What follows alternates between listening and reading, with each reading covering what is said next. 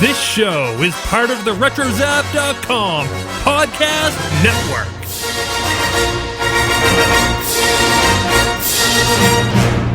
Previously on Starships, Sabers, and Scoundrels. Yeah, so while it may not pull in stellar ratings overall, it's the best thing they got going on that channel. Oh, Chewie, you're the best co-pilot anyone can ask for. I don't know how this is possible, but say it will never end.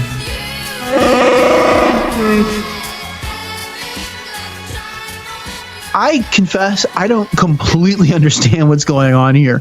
Taxus and I will be attending Fan Expo Dallas. This event is scheduled for March 31st through April 2nd and will feature Mark Hamill and Alan Tudyk amongst the Star Wars guests. And actually, I might try to sneak do the triple play here with Friday, Saturday, and Sunday. So well, Saturday will definitely be all full Taxus, but any of the other days I might just be wearing my robe. And maybe Perfect. Nothing else. You never know. All right. Star Wars films tend to do pretty well. Well, here's hoping they come away with a bunch of ringies. Yes. Deep Roy, he's been in a lot of stuff. He's a really great guy. His name's always kind of made me feel a little uncomfortable. But, he's got a 15-year history with Celebration, creating these gigantic dioramas. This sounds very cool and very interesting. But I don't really understand the whole builders with the Hot Wheels thing. Mm-hmm. But so you have any insight on that one? I really, really recommend that people take some Pepto-Bismol or something, because you do not want to get diorama while you're at Celebration. Yeah, could have done without that part of the of your tip. So let me ask you something. Way back when you first read A New Dawn, did you, in any way, shape, or form, think that Ray Sloan was going to become the progenitor of the First Order? No, not a chance. I don't know. I guess I was second guessing it, but I thought maybe Leia might run into Nema, because she's not really. She even admits that she's really pregnant and everything, but I just thought she'd love choking a Hutt again. Good point. Gaius Rax sets the final steps of the destruction of the Empire in motion when he takes Counselor Tashu, which is that dark side advisor to Palpatine. Yeah, exactly. I was really excited because it introduced Star Wars glasses. Could I just add a little public service announcement? Go right ahead. 15 seconds after thinking we were losing the Clone Wars on Netflix. Great. Now I'll never know how it ends. 30 minutes after. I haven't even figured out the Mortis arc. 3 hours after. But Ahsoka lives. She lives. 14 hours after. Dad, I found a copy on DVD. Quick, let me have it. Wait. This is the Tartakovsky version. What's the difference? You're dead to me 1 day after. Wait a minute, Dad. Did you actually look at Netflix to see if it's gone? No. Oh, sweet rapture. There it is. There it is. I'm watching the droid arc. Keep calm. The Clone Wars are on. What kind of foolish network would ever cancel a series before they were able to wrap it up? I mean, what kind of network would do that to a beloved Star Wars franchise? I know. It's unfathomable that type of thing could happen. They call that career killers.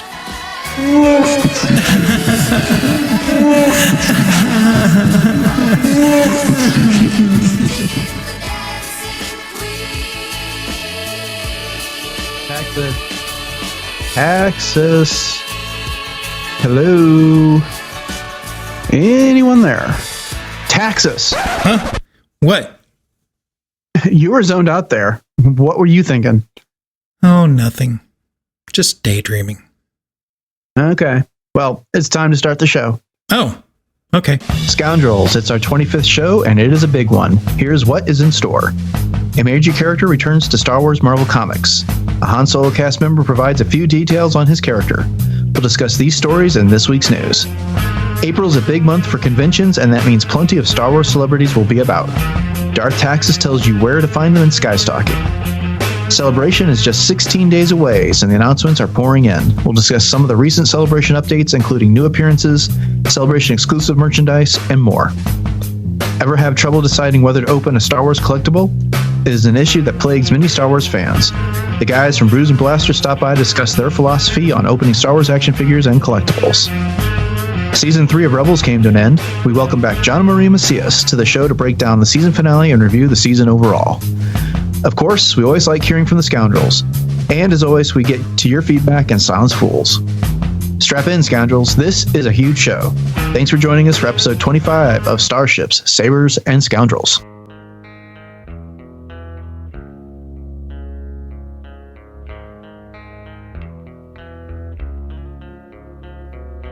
This show, I'm really going to open up to the Scoundrels about my feelings. On unpacking a figure, I didn't know such a sensitive subject. It's not really. My therapist just said I need to stop worrying about what people think of me. I didn't even know you started. Too open or not too open? That is the question. Well, yes, that it is. And we're going to try and tackle that today. Yeah. So, coincidentally, my new favorite holiday is Boxing Day. I suspect that means something completely different than what you have in mind. That's the day Canadians celebrate people like Ali, Foreman, Pacquiao, and Tyson. Everyone gathers around to watch all the Rocky movies. Yeah, you definitely got that wrong. Did you even do any research or anything, like on the internet? Oh yeah, I do, but I got distracted by boxing videos. Of famous fights? No, it's when people get something new and they want to evaluate it. Oh, you mean unboxing videos? No, I mean boxing videos. I'm going to start doing my own. All right, so what do you do in these videos? Well, I get something in the box and I just stare at it. How is this not gone viral? Welcome back, Scoundrelistas. You've come back to the podcast that likes to think outside of the box, but not for too long, because thinking is hard and stuff. I'm your co-host and the guy who regularly doesn't deliver, Darth Taxus, coming to you from the mail room of my flagship, the Assessor Collector. And with me is the guy stuck with me because we're a package deal, Dennis, the Phantom Menace, Keithley. Dennis? Yeah, stuck is definitely the right word. But thanks for that warm introduction, Taxus. And welcome back, Scoundrels. And if you're a new listener, thanks for joining us on Starship, Sabers, and Scoundrels. We're glad you're here. I'd like to remind everyone of two things. First, Starship, Sabers, and Scoundrels is an official supporter of Star Wars Celebration Orlando. Of course, we've been talking about Celebration for months now, but we'll just remind you that Celebration occurs April 13th to the 17th at the Orange County Convention Center. Get your tickets at StarWarsCelebration.com. There's still some single-day tickets left, but those are going to sell out too. Second, Taxus and I will be attending Fan Expo Dallas. This event is scheduled for March 31st through April 2nd and will feature Mark Hamill and Alan Tudyk amongst its Star Wars guests.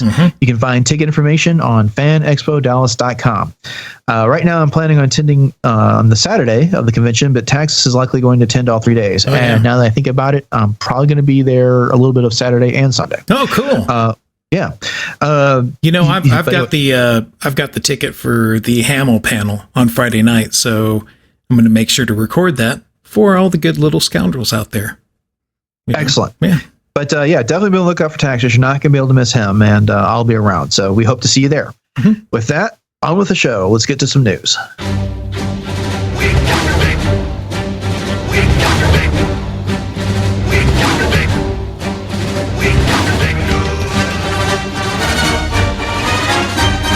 We're going to keep the news segment brief this week because we have Skystalking, celebration announcements, and a big hypothetical segment. So, Taxus, what is first in the news? Well, we got some movie news, Dennis. Woody Harrelson seemingly confirmed the name and role of his character in the upcoming Han Solo during an appearance on The Tonight Show with Jimmy Fallon. Although he was reluctant to reveal details, Woody stated that his character's name is Beckett and that he plays a criminal mentor to Han. I think everybody needs a criminal mentor in their life, Dennis. I know I had a few. In addition, he admitted that while he liked the Star Wars movies, he was never a fanatic, but he is glad to be in Star Wars. Now, never a fanatic. And I don't know. I heard the interview. It sounded kind of like he was kind of being a little coy about that, you know? I don't really care if he was a fanatic or not. I mean, he said he enjoyed them. He said he liked them. Probably didn't like him as much as the rest of us. I think he was busy doing other things. Right. So that's great. I guess Bob Iger also kind of leaked recently some other stuff about this Han Solo movie that it'll cover Han's real early days from, I guess the time he was like 18 to 24 and how he got the Falcon, how he met Chewbacca. And then there's been this controversial line that Iger mentioned about something about how Han got his name, which is left people scratching their head, whether that means that Han Solo is not really Han's name or whether he meant something like how Han acquired his reputation, how he made his name type of a thing. So I'm not going to speculate on that here. I think it's way too early, and we'll probably get something that clarifies that during Celebration, would be my guess. It's weird because we did joke that Han was a trust fund baby. That's true. We did. All right. Well, in other news, Marvel announced a new Darth Vader comic arriving in June. Set after the events of Revenge of the Sith, this story will tell of Anakin's first days as Darth Vader, including how he acquired his new lightsaber and some details of the Inquisitor program. The series is written by Charles Soule, who wrote Lando and the Obi-Wan and Anakin miniseries, and is the current writer for Poe Dameron, that ongoing series. And it'll be illustrated by Giuseppe Camuncoli, I think that's how you pronounce his last name, who I know from some of his work on Spider-Man. So he's a really good artist. Okay. I'm up for more Darth Vader comics. That'll be fantastic. I'm fine with a series that takes place right after Revenge of the Sith. I mean, at this point, it's not like he has a real long ongoing future. So, but I kind of feel like that time period between Revenge of the Sith and A New Hope has been saturated, especially with Rebels and a few other stories, and fine.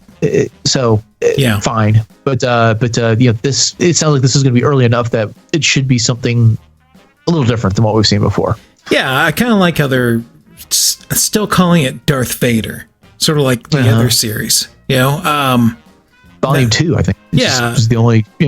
It's not like the Amazing Darth Vader or the Uncanny Darth Vader. It's just Darth Vader, right? And we get to see how he gets his saber all worked up. So that's cool. Especially what we learned about the whole bleeding crystal things from the Ahsoka novel about how Sith do things with their crystals. That'll be interesting if he defeats someone and does that, or if he bleeds his own crystal or whatever he ends up doing there. But all right, well, that's going to do it for this brief look at news. Of course, there's other stories out there. We're going to get a bunch of stuff here in our celebration segment in just a bit. In the meantime, if you want more on what's going on in the Star Wars universe or the geek world in general, we'd recommend Courtney Martin's Week in Geek over at RetroZap. And then for lots of Star Wars, head over to JediNews.com. I feel like we're being watched. I am wondering, why are you here? I'm looking for someone. Looking? Found someone you have, I would say. Okay, Scoundrels, we have April right around the corner, and that means another month of Star Wars celebrity appearances. We're in luck because, as usual, Darth Taxus has gathered them all for us in one place. So, Taxus, let us know where we can find these people and when. Oh my gosh, there's so much going on this month. So, first off, we're going to start with WonderCon, March 31st to April 2nd, Anaheim, California. Delilah S. Dawson, the author of Star Wars, The Perfect Weapon, and Kaz Anvar of Clone Wars fame. Moving on to Kitchener Comic-Con, April 1st in Kitchener, Ontario. I just thought this was neat because, we like to support fan groups and such. This Amy Chan is a cosplayer, and she's the founder of Echo 3, which is a cosplay group that focuses on a lot of children's charities and such. So, go check that out if you're up there in Kitchener. Coming up on April 1st through 2nd in Ghent, Belgium, we've got Spencer Wilding, who's the new Vader, and he plays the new Vader's body in one. Claudio Castellini, Dark Horse Comics fame. Julian Huguenard Burt, Dark Horse artist for Star Wars Agent of the Empire. After that, same weekend, Gem City Comic Con, April 1st to 2nd, Dayton, Ohio. Star Wars artists Joe Corney and Bill Polkowski. Same weekend, April 1st to 2nd, in Tupelo Comic-Con in Belden, Mississippi. That's giving me tired head. Dean Zachary did some work with Star Wars Dark Horse Comics. Yeah, OCCon, April 1st through 2nd in Ocean City, New Jersey. For on April 1st only, Billy D. Williams. Whoa. Oh, totally. And we got the Corellia Temple Saber Guild and Star Wars characters. That's how they list it, Star Wars characters. It's kind of generic. But I guess there'll be Star Wars characters there. After that, we've got the Middle East Film and Comic Con, April 6th through 8th in Dubai, UAE. We've got a big Greg Grunberg, Snap Wexley, is going to be there. What do you think about that, Dennis? Well, he does fly a double XL X-wing, so yeah. Sure. Yeah, you know, he's got a band that with some other television and film people, and their band's called Band from TV. That's a good one. Yeah, I guess they're film people. Yeah, be careful going to this Middle East con. You may not be able to get back into the country on your way home. Yeah, be careful. Yeah. Right. We got Cass Anvar again, Clone Wars, and Pooja Batra. She doesn't do anything with Star Wars, but I thought her name was just the coolest sounding possible Star Wars name in reality. Yeah, why not? Yeah, sure. Okay, AnimeCon, Arkansas, April 7th through 9th, Little Rock, Arkansas. Kirby Morrow did Lego Star Wars Anakin and Grievous. Sci-Fi-Con, April 7th through 9th in Lake Charles, Louisiana. Julian Glover, General Veers himself is going to be there. That's pretty interesting. That's actually a stone throw away from us. After that, we've got the Great Philadelphia Comic Con, April 7th through 9th in Oaks, Pennsylvania. Now, this is a big one. We've got Alan Harris, who played Bosk. I just got his card the other day, too, on the Trader app. Plano's own Alan Tudyk. I don't think we have to really say what he does. Angus McInnes, John Vander, and Gold Leader, right? Right. Brent Spiner, who I believe did a voice in the Clone Wars. So even though he's Rebels. Oh, that's right. Rebels. I'm sorry. That was a Rebels voice. David Ankrum was the voice of Wedge in A New Hope. And this is just fun because she's always on our sister show, Skywalking Through Neverland. Sister or brother, whatever. Margaret Carey is going to be there. Tinkerbell herself. And we've got another good one, Taylor Gray, who of course is Ezra in Rebels. All right, same weekend, April 7th through 9th, Wizard World Comic Con in St. Louis, Missouri. We've got Star Wars artists Matt Nastos and Bill Polkowski. Cherry City Comic Con, April 8th through 9th in Salem, Oregon. Adam Gallardo, I think it's actually how you pronounce that. But Dark Horse, Return of the Jedi, Infinite's fame. Wales Comic Con, April 8th through 9th in Wrexham, UK. Wrexham? I hardly even know him. We've got David Prowse, and you might know David Prowse because he's the old Spencer Wilding. Oh, that's where I know him from. That's right. Mark Silk is Axe Mo in The Phantom Menace, who was, I believe, one of the senators. Then we've got Hanadoki Con, April 14th through 16th, San Diego, California. David Vincent does some Battlefront Rebels voices. Indiana Comic Con, April 14th through 16th, Indianapolis, Indiana. Kevin J. Anderson, of course, Star Wars author, and also Dune stuff, right? Yep. Yeah, that's right. Yeah, we met him last year at Dallas Comic Con. That's right. SuperCon Retro, April 14th through 16th, Miami, Florida. Keone Young, who is, I hope I'm saying his name right, Keone. Commander Sato in Rebels, the dearly departed Commander Sato. Spoiler alert. Sorry, too late. El Paso Comic Con, April 21st through 23rd, El Paso, Texas. Plano's own Alan Tudyk, and I believe he had some El Paso connection too. Also, I don't know if you've ever seen this, Dennis, but have you seen these Harp twins before? No, I have not. Well, a friend of mine sent me a YouTube clip of them. They're two twin sisters who play harps, and they do a cover, of course, the Imperial March, and it sounds really, really cool. It's nice. Huh. So they do some fun stuff with harps and Star Wars music. So Silicon Valley Comic Con, April 21st to 23rd, San Jose, California. We've got Drew Struzan and Jason Palmer. did some Star Wars illustrations. Starfest Denver, April 21st to 23rd in Denver, Colorado. Mike Quinn, who played Nien Nub. 4 State Comic-Con, April 22nd to 23rd, Hagerstown, Maryland. Mark McKenna, Star Wars Comics fame. Planet Comic-Con, April 28th through 30th, Kansas City, Missouri. Jason Isaacs is going to be there, the Inquisitor, and Tom Kane from Clone Wars. South Texas Comic-Con, April 28th through 30th in McAllen, Texas. Mr. Ray Park's going to be there, so if you can get there, I think that's a pretty nice little rare visit. So, Zenkai Con, April 28th through 30th in Lancaster, Pennsylvania. Steve Bloom's going to be there. So that's fun. Get out there, see him. East Coast Comic Con, April 29th through 30th in Secaucus, New Jersey. Daniel Logan, who played young Boba Fett. And we've got EM Con, April 29th through 30th in Nottingham, of course, United Kingdom. Brian Herring, who played BB-8. Tim Rose. Some would call him a puppeteer. Well, I don't know. Would that be classified as that or remote? I don't know that anyone plays BB-8, but yeah. Go on. So then Tim Rose, who's Admiral Akbar, and of course the incomparable Jeremy Bulloch as Boba Fett. And although I didn't mention it because we talked about last Skystalking, Dallas Fan Expo is March 31st to April 2nd. There's going to be a lot of good goods and some fun funs there, so y'all make sure to get out there and meet up with us. It's going to be a blast. Right. And that'll... Mark Hamill. Yeah.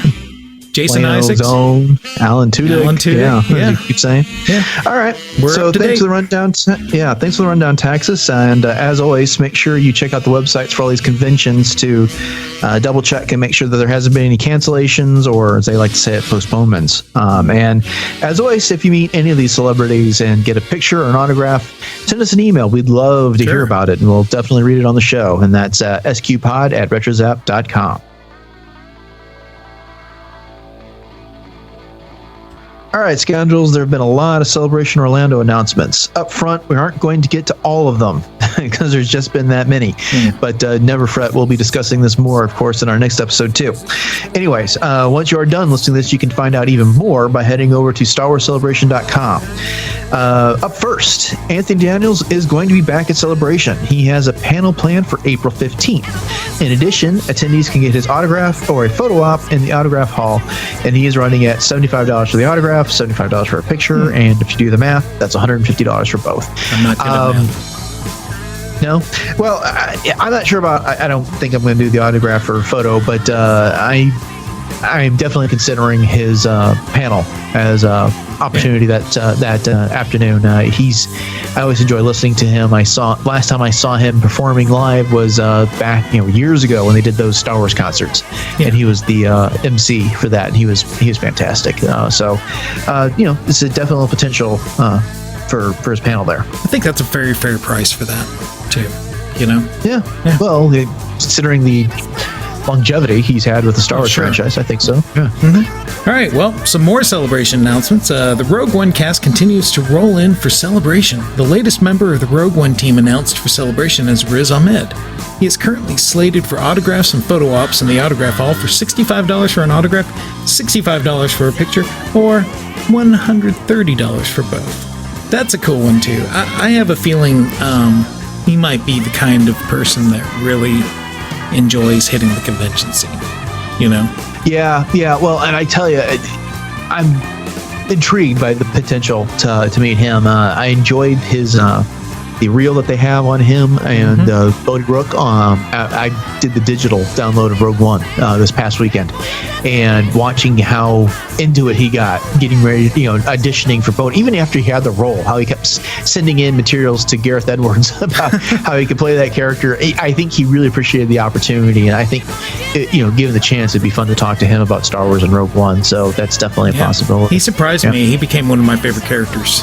In the movie. So most definitely, that's a good. Yeah, my 9-year-old can't figure out why he didn't grab that grenade and throw it back out. I was like, I don't think it's that easy. So, yeah. But, all right. And the next item we've got is Freddie Prinze Jr. and Sarah Michelle Gellar, power couple, will be at Celebration. Freddie, of course, has portrayed Kanan now for 3 seasons. Meanwhile, Sarah Michelle Gellar was featured in season 2 as the 7th sister in one of the Inquisitors. So if you're interested, the breakdown on their costs is Freddie is $60 for the autograph, $70 for the photo, $130 for both. Sarah is a little bit more in demand, thanks to being Buffy. At $150 an autograph, $150 a photo, and $300 for both. And you have the option of getting a photo with both of them, and that will cost you $220. Yeah. So I'm going to meet Freddie. I really appreciate his role as Kanan, so I'm definitely going to do the autograph there. I haven't decided on anything else. The Sarah's price is kind of scaring me away, but I'm looking forward to that. Well, could you take the photo I have from I Know What You Did Last Summer? Because then I could get both of them to sign it. You want to give me another $60? Maybe. No, but they were both in that movie, remember? I never saw it. Oh, well, that's okay. You should go back and revisit that. That's a good. That's fun. Oh, I'm sure I will someday. There's a lot of things that you do. Well, that's cool that they're doing that, you know? Oh, yeah. Yeah, I think when I saw that announcement, I mean, you know, Freddie's great. Everybody loves him, and he's such a good dude. And Sarah's just been, you know, really enjoying, I think, the whole fan aspect of it too. I mean, especially the iconic role as Buffy, you know, and just that has such a rabid fan base, and now it's just compounded so much more by all the Star Wars nerds out there. So yeah, that's a really fun one. Yeah. Well, another announcement: we've got the shows for this podcast stage have been set, and special congratulations to Skywalking Through Neverland. All right. Coffee with Kenobi, and all the other shows that will be performing on the podcast stage. The official lineup has been on the website and then taken down. However, Jedi News has the full schedule on their site. Taken down, huh? Yeah, okay.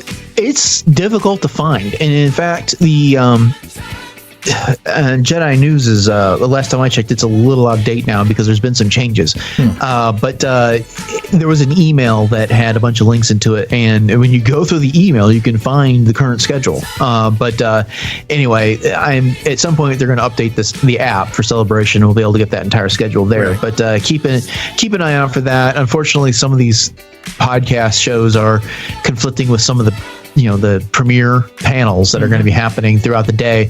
So you may have to make a choice. But if you get the opportunity to go out and support a podcast, even if it's one you haven't even heard before, I'd encourage you to do it. Sure. You might find another show that you enjoy. You might make some new friends. These podcasters are by and large a passionate bunch about Star Wars. So you might find yourself in a really fun panel, and if you get the opportunity, don't pass it up. No. In fact, I opted to go see Coffee and Kenobi instead of trying to find some spare room where they're going to, closed circuit TV the opening ceremony. Oh yeah. Yeah. To me, it was much more important. Really seeing the stuff that I felt I interacted with on a regular basis, or that touched me, on a regular basis. Right. Plus, Dan's so smooth. That is true. It's true. All right. The last thing we've got for Celebration is that the Funko Pop folks have announced their exclusives for Celebration. The new featured pops include, and they did this in 2 waves. So wave 1 was Rey on her speeder.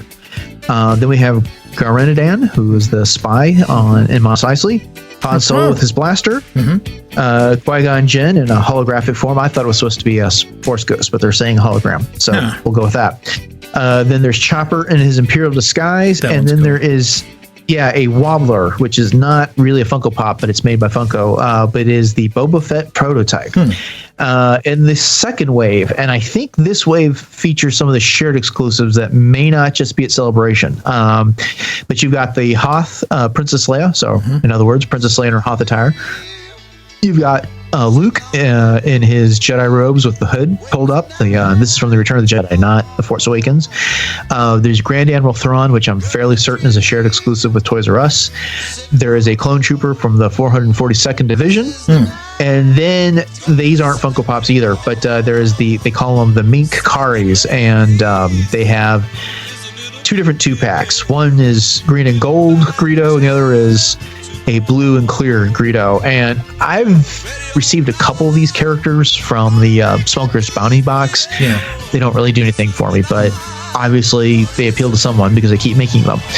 And then the last thing that Funko has is the what they're calling their galactic plushies, and they have a Jabba the Hutt with Salacious Beacrom, and that's a 2-pack. All right, that's cool.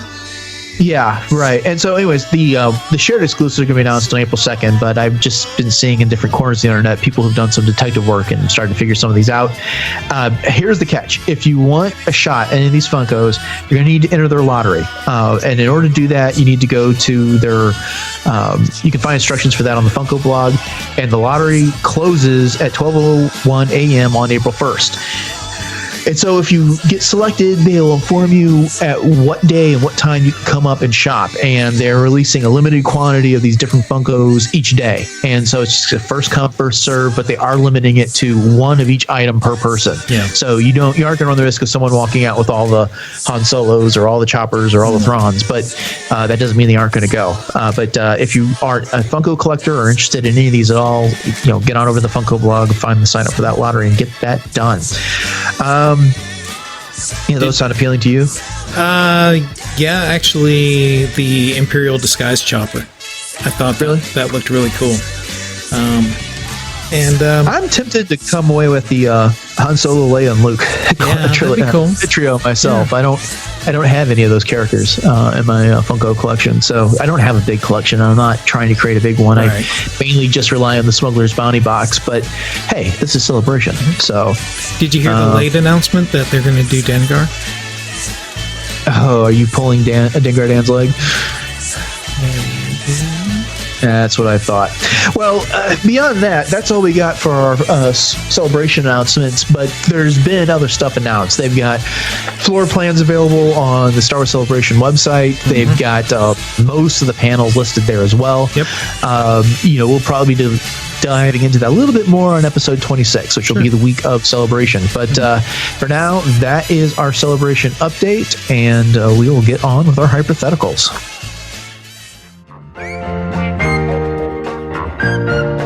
Hey, this is Chris Salton and Joe Tavano from Brews and Blasters. You're listening to Starships, Sabers, and Scoundrels with Dennis and Darth Taxus. To open or not to open? That is the question that plagues the Star Wars collecting community. Some collectors refuse to open their Star Wars treasures, and for them, opening a cherished piece of merchandise is to spoil it for eternity. For others, packaging only prohibits the proper enjoyment of a totem that reminds them of their youth. To further discuss this oft-debated topic, we've hijacked the Star Wars party from Brews and Blasters and invited Joe Tavano, Mr. RetroZap himself, and Chris Salton, the notorious Collector's Hut, to discuss this issue with us on Starships, Sabers, and Scoundrels. Joe and Chris, thanks so much for joining us. Hey, hey, hey, hey, hey, hey. Hey, hey, hey. Oh, yeah. What's up, guys? It's really great. It's awesome to be part of the show. Yeah, thanks for having us. Yeah, we really appreciate it. Well, we've been looking forward to this for a long time. A long time. Yeah. Yeah. A long time. But before we get started, Dennis, if I may interject, I've kind of prepared a little statement, I think, for my point of view. I'll begrudgingly allow it. Okay. It really didn't take me that much time to prepare for... Saber Clash! Ladies and gentlemen of Scoundrels, we prepare to lock the proverbial horns of mental arm wrestling in what is sure to be remembered as the greatest battle in podcast history for this week. The opposition, or as I like to call them, openposition, is strong and cunning, but as you listen to his most likely rational arguments and soothsaying, remember that I'm 40, I'm a man. Also, think of this little nursery rhyme. Open a pack, break your mother's back. I ask you, Scoundrels, to remember that through this all, Joe wants to break yo mama's back. Why, Joe? Why? And Dennis possibly does now, too. Back to you, Dennis. Well, thank you for that. All right. So the conversation here is what we do with our Star Wars merchandise, and in particular, I guess, action figures. Let's set the table here and figure out where everyone stands. From that, whatever it was, we can tell Taxus doesn't like to open his merchandise. Joe, I think I know the answer, but what do you do with your action figures and your Star Wars merchandise? Sacrilegious. That's what I do. That's what I do. I just opened up a 2013 Black Series 3 3/4 super articulated Boosh just now. Nice. Oh yeah. And it did look great on card. It looked fantastic on card, but I got to tell you something. It's looking a lot better outside of the card. You know, I've never met anybody that didn't love Boosh. Yeah, everyone loves Boosh. You know, who doesn't love Boosh, right? It's a great figure. You know, here's the thing. I was a card collector for years, decades. I mean, I grew up in the 90s. I grew up in the 80s. I understood the value of it. And then I realized there was no value to keeping anything on a card that was produced in that time. I mean, if you have things from like the Kenner days, yeah, you might have something. You might have something rare in the modern era too. That might be worth money. And you know, buyer beware and do what you have to do if you want to keep that investment and protect that.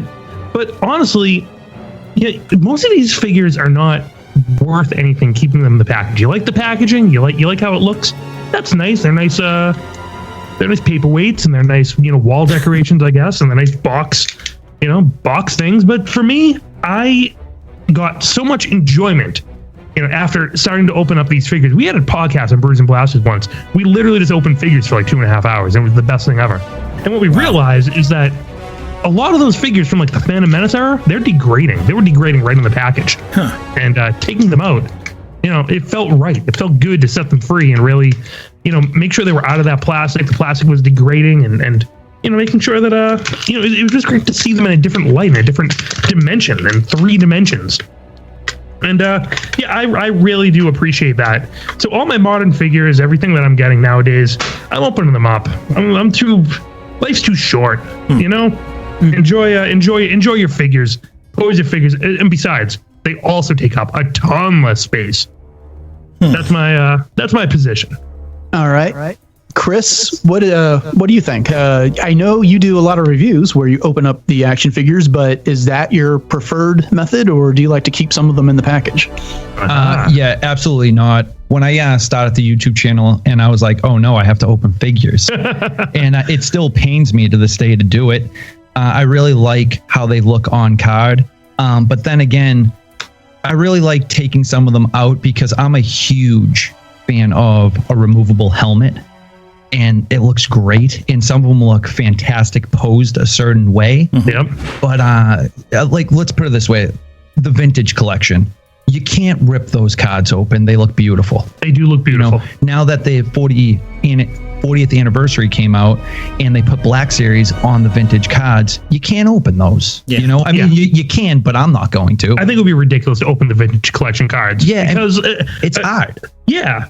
Oh my God, she's holding a thermal detonator, Chris. Is it right in the hand, just mounted like yeah, that's how it was with the other one. I was going to ask that. Look at that. That's probably a exciting. vintage collection repack. But I mean, I probably would have never known that if that was in the package. No, but for the Power of the Force with the Shadows of the Empire, when she came out on that purple card, it was fixed to her hand. Yeah. Interesting. I didn't know that. I don't have that figure. So this is removable? No, it's not. It's just fixed. Oh, it's just right in her, right in the palm of her hand. Okay. On her left hand, and she's holding a thermal detonator right there. That's awesome. I mean, this is a great card. The cape, nice when you pull it out and it's expanded, and it just has a whole different flair. And I have to say one thing too, Chris. You have hundreds of figures out of the package. Yeah, literally hundreds. But he probably has just as many or more still in the package too. I think I have more in the package. I have a lot out of the package because of the reviews. Yeah. And before that too. Yeah. So, when I was a kid, I mean, I used to play with them and have like huge battles, and that was really cool. But then I got to like a certain point of my life that I was like, now I'm like a serious collector. Yeah. And everything needed to be like pristine. I'm talking even like when the vintage collection, I didn't even want the little thing punched out. Yeah. Yeah. Well, you kind of anticipated a couple questions there. So for you, leaving in the package is a matter of preserving the packaging, the art, and and preserving a collectible, not so much for a value sake or as an investment that some collectors do. Is that correct? Yeah, because I have in my Star Wars room, I have a handful that I literally just can't bring to open. Like they just been fixed right on my shelf, and they've been there for a long time. Every so often I have to move them because if you pin something to the wall, it'll sag. Well, it sticks to the paint. Oh. So you You have to like kind of move Humidity, it around a little bit. Yeah, that's true. Which ones are You're those? gonna loosen that up. Oh man, I can't remember. That that Ahsoka you have signed, right? Yeah, that I move that quite often. Yeah, use that one. I know that one. I started getting a little bit more knowledgeable with moving things around because I don't know why I moved one. Maybe I want to look on the back of one of the cards, and when I moved it, I heard like that. Yeah. And I noticed a little paint chip was on the back of the card, and I was like, "Oh no!" Yeah, exactly, right. Exactly. Yeah. I mean, I don't know. I think that's good. I mean, Chris, those errors you're talking about, low limited supply runs, those figures are worth some money. They're worth some bucks. Yeah, some of them are. TFA though, I mean, no, exactly. that stuff's never going to be worth money. I mean, if you like the art, keep the art, I guess. But I mean, I think a lot of those figures look way better out of the package. Mm-hmm. Gotta be honest. Yeah, I mean, from like that point of view, you know, with all the newer stuff that's coming out, there's a ton of supply for this. You know, back in the day, it was just like, hey, we're making a wave. How many did we make? I don't know. Off to the next thing. Yeah. You know, and then that was the stuff that was like really valuable. And now you got Black Series. I mean, look at the 6-inch, Chirrut Imwe here. Mm-hmm. I mean, how can you not take that out of the package? Oh, it's awesome. Well, what I love about the Black Series is you can put it right back in the box. It looks like it was never opened. Exactly. So I love that a lot. Yeah. So that's a question. I'm sorry. I feel like we're taking over S3. Oh, no worries. So here's a question for you, Joe. Is there anything that you've opened that you wish you hadn't? No, I don't think so yet. And I think it'll probably, if it's going to happen, it's going to come to bite me in the butt later on, I think, because it's like, oh yeah, it's worth thousands. And you opened it up, but I don't think so. I really don't. Yeah, I don't know. The Elite Series is a pain in the butt to open too. I wish I didn't open those because it ripped up my hands. Yeah, you need pliers. Yeah, pretty much. I mean, I looked at all the prices of roughly everything that I've opened, and I'm like, this is not. Some of it had actually within 1 year had depreciated in price. I mean, I'm like, what am I even doing here if it's worth less money than I paid for it? Right. Why even keep that in the package? There are things I still keep. I still have things from from maybe 10, 12 years ago still in the package.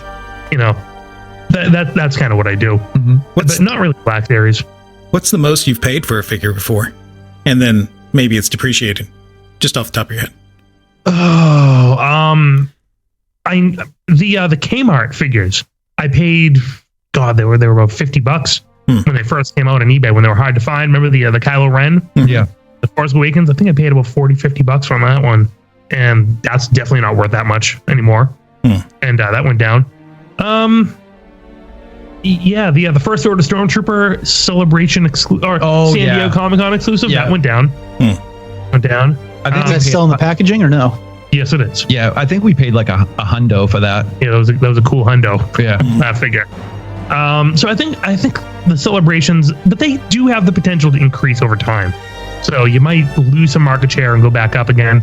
It's all a crapshoot. I mean, these are all mass marketed now in a way like never before. So it's really hard to tell what's gonna blow up and what's not. I'd say one of the most daring things I've ever opened up is my 2014 Star Wars Rebels figures, because some of those, they've appreciated in price a little bit, but not much. Like I opened my Chopper. I opened up I had the entire run of that 2014 set. I opened them all up, and I feel good about it. I'm not too worried. Yeah, I got to admit, I have the Crew of the Ghosts, and I still haven't opened them, largely because I haven't figured out where to put them yet. But they're sitting in the back of a closet. Yeah, that makes sense. I do understand the standpoint about having them out on display to where you can actually enjoy the detail and such, because, I don't know. I've always been open adverse. Even though I was a kid, I would keep card backs, for example, all the G.I. Joe stuff, just because I was kind of nuts about the artwork. I just thought it was really, really great, Now, those G.I. Joe card backs were fantastic, though. I remember keeping all those files, cutting out the files. Still have my box. I wish I had those. I still got them. That's somewhere. Awesome. And it's on like a box. It's like this gray plastic that when I was a kid, I drew the G.I. Joe logo over it with crayons. So, including all the things, I swear, I've got to find it. Plus all those Transformers. things. I've still got those holed up somewhere too. Somebody's like, "I'll buy those. I'll offer you right now." I said, "You know what? That's a great idea." And then I just never got back to them. But there you go. But I'm kind of Talk with to me you. after. Yeah, right. Hey, that's kind of open for negotiation at some point. I don't know. I just got to get through and kind of catalog and figure out what I got, because through a few moves and through like the ravages of my mother, who just threw out all my magic cards.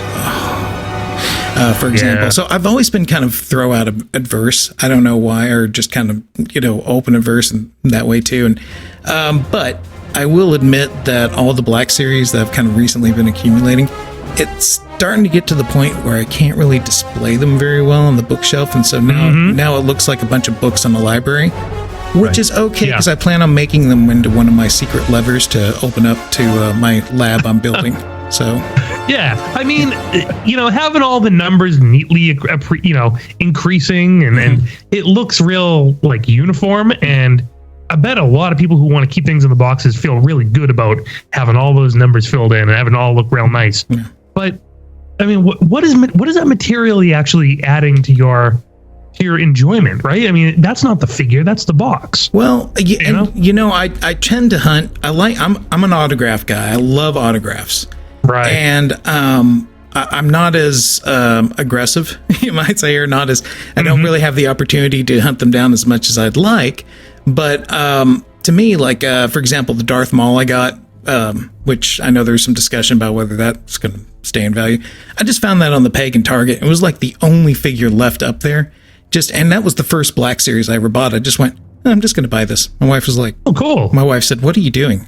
Hey, look, the new spring fashions are in, and so after that, it kind of went downhill from there. And but I have bought extra figures to give to, like, for example, my nephew for Christmas. I gave him Kylo Ren right when that movie was out, and he was just like in full Southern drawl. "Oh, this dude's awesome!" And just ripping into him and everything. It was great watching him do that. But every kid that comes into my house, I say, "This is the do not touch room." Oh, do you understand that? How sad. It is. I mean, I just think it's good. Deep, I felt so much more free getting past that deprogramming that I had, like, in my childhood, like, to not open anything because it'll, it's worth something someday. And I just felt so much better. I mean, to each their own. I'm not looking down on anybody, but it felt like deprogramming myself from this fear I had of literally nothing. Yeah. And I literally had it. Like, I cringed the thought of opening it up, and then I pushed myself to do it. And I'm like, I actually like this a lot better, and it takes up a lot less room. Yeah, I don't know. I just like the artwork. I just like the way it looks. Actually, the guy that does all the art for those Black Series boxes, he's been going around to conventions every now and then signing things. So I've just been hoping, like, for example, if I could get a Ray Park autograph on that Darth Maul, sure, that's something fun. I've got the white proto Boba Fett back when it was impossible to find, and I was hoping to get Jeremy Bulloch to sign it, but last Celebration I never got the chance to worm my way into there. But I guess that's it for me. Like, if I've got it, I'm kind of hoping at some point, maybe, if I could get an autograph, that'd be great. Like, or one-off weird things. Like, I know they're all over the place, but I was really keen on getting that Sergeant Jyn Erso in Iradu gear. Oh yeah. The came out one? Yeah, because the story on the back is different, from the movie now. Right. And to me, that kind of stuff is really fun. Like the variant boxes and the variant, like, hardbacks and stuff. Yeah, exactly. That's cool. Yeah, like, I can see that. Like, I've got a Mara Jade 3 3/4 that I found at a Walgreens like 2 years ago, and I bought her because I was like, who knows if she's going to be in the new universe or who's not, or if she's not, Yeah. So if she's not, it's kind of a curio, If she is, it's still a curio, because how are they going to change her up from what the original vision was? Exactly. Yeah. Hey, so Chris, I have a follow-up question for you that's a little kind of a twist on what I asked Joe earlier. Is there anything that you've got sitting in a package that you're dying to open, but you just can't bring yourself to do it? Oh, does he? So, I'm sorry. Yeah, I got a while back. I didn't go to the New York Toy Fair, but this was a while back. I don't remember the year. It's actually on the figure. But it's a Darth Vader figure, and he's all chromed out, and the lightsaber's red, and it's sticking out of the package. Oh, wow. Ooh. And it's a really sweet figure, and I got it signed by David Prowse. I just kind of, I would like to open that just to kind of move it around and see what it looks like. But honestly, but you got it signed. Yeah, but even if I didn't get it signed, it looks so cool because they've never done that before. The lightsaber is protruding out of the bubble. That's weird. That's amazing. Yeah, it's really cool. I'll have to take a picture of it and send it to you guys. But I don't know what year it was. It could be 08, it could be 09. I don't remember. But that's kind of a dark time. Yeah, you know? Exactly. Yeah. It was it's a really cool figure. It's a Hasbro? It's a Hasbro, yeah. Is that lightsaber protected in any way? That just sounds like it would be begging to break. Exactly. It's just sticking right out. Huh. Weird. Yeah. Is it called like a certain series name or something, or? No, it was just an exclusive. Huh. I don't think I've ever seen this. You didn't see it? I don't know. It's right next to my Yoda. Really? Yeah, I must have seen it. I'll try to pop it up. Yeah, that's interesting. But yeah, I mean, I would like to open that. That would be cool. There's when the vintage collection, when it came back around. Well, actually, you know what I mean. When the vintage collection came out, they did the mail away Boba Fett. Yeah. On the vintage Kenner card, and that's been on my shelf for a very long time. And the figure looks so sweet. Yeah. You know. I mean, there's a lot of stuff I would like to tear open, but there's no way I'm going to. I was in the habit for a while of buying two figures, one to open, one to keep in box, and I got away from that. Yeah. There's only a few things I have that with. I got the prototype 3 3/4 Boba Fett from the vintage collection. That was a mail away one. Yep. I have a mail away. It's literally in the box, unpunched, like the box has never even been opened. Wow. I have that because I just love prototype Boba Fett so much. But I have one opened up. He's right over there with the rest of my prototype Boba Fetts. Guys, it's actually a lot. It's 2002. Look how cool that is. Oh, wow. Oh, look at that. Yeah. Look at that. It's like center bubble. And it's kind of like a vintage card. Kind of. And yeah, that's really interesting. It's a mix Silver between anniversary. like Saga and vintage. Yeah, it's just like its own thing made by Hasbro.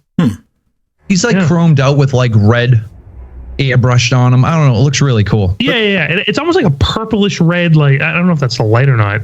That's a weird figure, but a really cool one. Could that be when they were doing a bunch of what if history lines and such, or? No, I think this was just like, hey, it's no, just something weird and exclusive. Yeah, it's a silver anniversary Star Wars Darth Vader. Oh, there 2002 New York Toy Fair. Yeah, it was just really cool. I mean, 2000. I was a junior, so there was no way I was going to. Actually, have I been to a convention yet? At that time, no. I started going to conventions at like 04, I believe, was my first one. Wow. Well, yeah. Do you remember those how the Boba Fett originally came when you mailed off for him, and it was just in this brown box and there's some wrapping? Oh yeah. It's kind of I don't know. I kind of find it ironic, you know, that the coolest figure from the original wave just is, you know, kind of like, here you go, just stuff it in a box and send it off. Oh, to the Emperor kiddos, came like that too. Oh yeah, the Emperor came in a plastic bag. I remember opening it up. It was a brown box with a plastic bag inside, and the Emperor was just there. Yeah, it's like no a card. small sandwich bag. It says Kenner in blue on it. It did. Yeah. How crazy! I actually bought a Salacious Crumb from like '83 in a bag. Yeah, and I bought it recently. That's what you got to do. You got to buy them in a bag, Joe. Yeah, that's it. Salacious Crumb came out individually, or how did that happen? I think that came out of the Jabba's playset, but it was in a bag in the box, a plastic bag. And I remember I saw them on Etsy of all places. Yeah. Oh yeah, I remember that. $5, and it's still in the bag. It blows my mind how many of these bagged figures are still around. Oh wait, no, right in the bag is still intact. Yeah, the bags they're like exclusives or mail-aways. Right. So yeah, I would, as we were talking about that figure, that 2002 New York I can't even talk. New York Toy Fair. New York Toy Fair. Darth Vader. I got you all excited, man. Wow.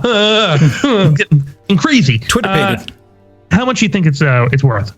It varies. I paid for that figure, I believe, anywhere between $120 and $140. Wow. $45. Yeah. So that goes back to. Yeah. Yeah. Okay. So that goes back to it's about 170. Yeah, what you were just it depreciates. What you guys were just talking about. Yeah. I mean, but you have it signed by David Prowse. I mean, that's cool. Yeah. I mean, you're probably gonna fetch some good money for that in the marketplace. But I mean, just to goes to show you, if it's $125 when you buy it, only worth $45 now. You never know. It's a gamble. You never know, right? I wasn't buying it for the money though. No, you're not. I was like, wow, this is rare and I need it and I love it. And the way that Saber, I mean, that's not a figure to like take out and play with. That was an exclusive. The way it plays with the card with the lightsaber sticking out, that's all meant to be kept together. Oh yeah. I mean, you buy that as like one set, one package. You know? Cool. Plus, eventually, the asking price in the market will probably jump up. Sorry to take it to a dark place, but you never know. Yeah, I mean, you never know. You never know. Yeah. So here's a hypothetical for you guys. If you had the opportunity to get a complete set of open action figures from your favorite line, it could be vintage Kenner or whatever, or one or two still left in their packaging, which way would you go? Like if we got if I could get like everything loose, but like one or two still in package. Yeah, either or. If you could have the entire set open and loose, or you could get two that are in pristine vintage condition. Put aside the fact you could sell them to purchase something else. Which would you just rather have in your possession? I would probably go for an entire set of the loose Kenner. I mean, if I could get an entire set of loose Kenner, I would do that. I mean, having the Kenner carded is really nice, and I'll probably buy one of those in my time. I'm probably looking to buy one or two, but I kind of look at that as a separate hunt. I'm actually would love to have like an entire. I'm kind of building towards that to have that entire Kenner set loose. Yeah, I think so. So the question was, whole set loose or two pristine? Yeah, one or two pristine. Okay, I'm gonna go with pristine. 2 original Kenners. I want Yak Face, mint on card, and I want, since it wasn't specified, I want the early bird. I want the 4 figures that they promised. Yeah. So I found a loophole there. Very good. And I'm the lawyer. That's funny. Okay. Is it why though? Is it because those are the most expensive? Well, those are the first run. Yeah. Like Luke, Vader, and Kenobi, they had the double telescoping lightsaber. Yes. And that really gets me going. Yeah. I really want that. Yeah. I mean, if I could grab those, I would grab them, but man, every time I see him, it's the first thing I pull on it. Chris already has a section. He already has a full set of loose Kenner. So he's in a different category than me. I'm very happy that I bought them all. And it took me about a year and a half to get them all. And I bought them all before, new movies were coming. Sure. I don't even know if the Clone Wars were maybe in the middle of it or the beginning of the Clone Wars. Yeah. Like 2008? Maybe around that time. That's when I was like, so I had a really cool antique place in Maine that's not there anymore. And never went. No, I know you missed out. We talked for years about it. Yeah, they closed. Yeah. And one of the people that had a table there had they're in excellent condition and the prices were right. It was like, I don't know, $6. And I'm like, cool. And every time I would go up there, I'd get like a handful of them. But I mean, don't get me wrong. I got a lot of them on eBay. Yeah. Yeah. I mean, where to go? Okay. So when you look for something like a pre-sale box of those action figures, are you looking to add that because it's a crown jewel type of item for your collection, its uniqueness, or is there something else about that you're looking to add to your collection? Well, it was the first of the first for like the Star Wars 3 3/4 Kenner figures, and it was a really exciting time. Obviously, I wasn't born, but I can only imagine, But yeah, it's almost like if somebody let's say if somebody was like a big time sports fan or something, and they had an autograph like Babe Ruth baseball, and for some weird reason they just wanted it on their shelf, and every so often they walk by it and just like look at it and take it in, smile, and go about their life. Yeah. It's kind of like one of those things. Like I feel like I want it for that, for me, not for money. You know what I mean? I just want it for me. Yeah. No. Yeah. you've accomplished. Yeah. You've achieved, like Lebowski. Yeah, like, and maybe like, once every 5 years, somebody will come into my house and go, wait, is that what I think it is? And I'm like, hey, yep, that is it. And then one day when you're like 90 years old, you're like, take it down. And you rip it open. Oh no! And then eat it in front of all your heirs. What else you gotta do? Exactly. No, Grandpa. It's coming with me. Yeah. Well, I don't know how well I answered that question, but I mean, in a nutshell, I would just want it for me, for my collection. Yeah, it's an aesthetic value. It's something that gives you gain some utility out of it, even though it's not being utilized in maybe a way that other people, Joe, might think it should be utilized in. Like ripping it open and playing with it. But let me ask you guys. I just put it on the shelf. Oh no, okay, I'll put it on the shelf. Yeah, good display. Let me ask you a quick question. Okay, Joe. Say Chris. Yes, has a very good. Say Chris has a Great Dane. Okay. And that Great Dane swallows your favorite figure.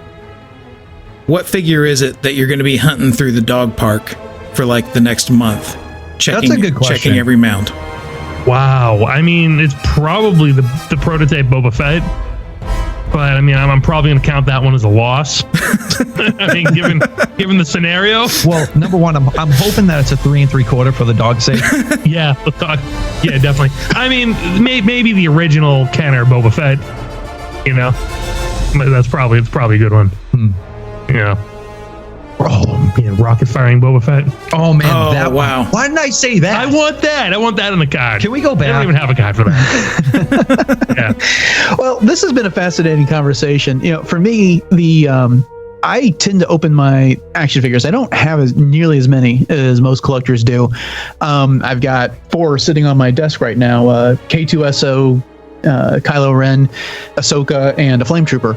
And they're more props when I'm podcasting than anything. I wave them around as emphasis and when I talk with my hands. So, and I've been struggling for a long time trying to figure out why people like to keep them in the packages. And I've been learning that it's as much for an aesthetic value and preserving something that they've been trying to acquire for a long time as much as anything. Sure. So this has been a fascinating conversation. So thank you guys both for joining us. Before we go, Joe, I wanted to talk to you a bit. We're organizing a Retro Zap meetup for Celebration. So maybe we could fill the listeners in on that a little bit. Yeah. So this is going to be fun. It's going to be huge. It's going to be not just Retro Zap, but literally every show on Retro Zap.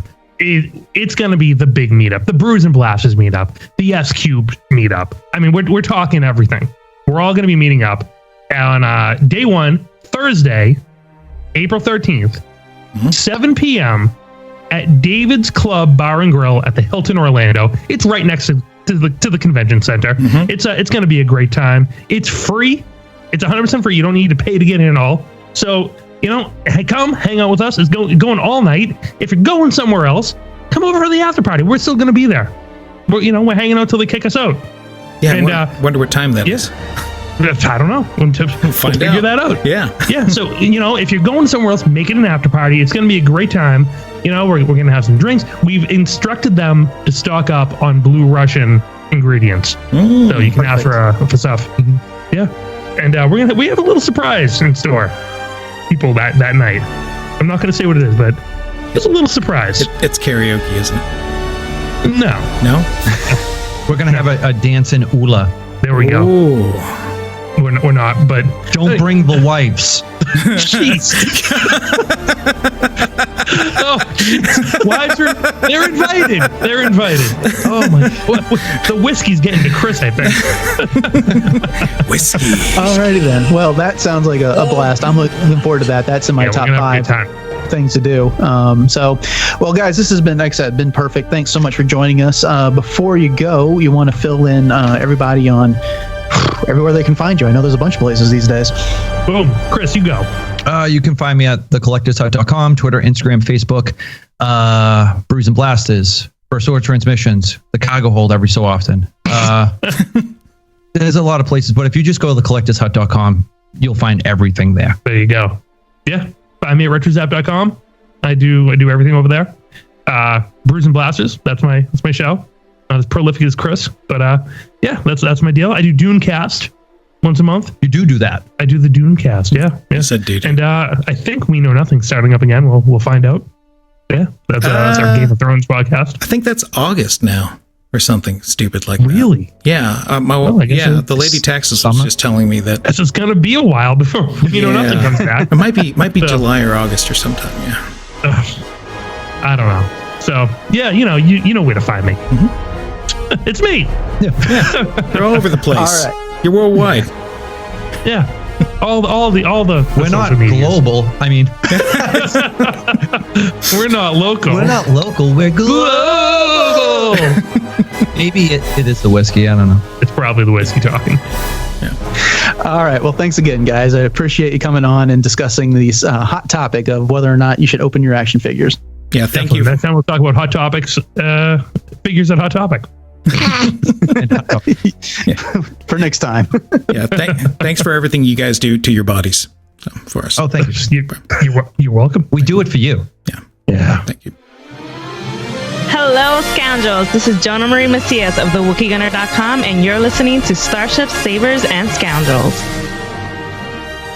The finale of Season 3 of Rebels, 0 Hour, arrived this past weekend and altered the course of Rebels going forward.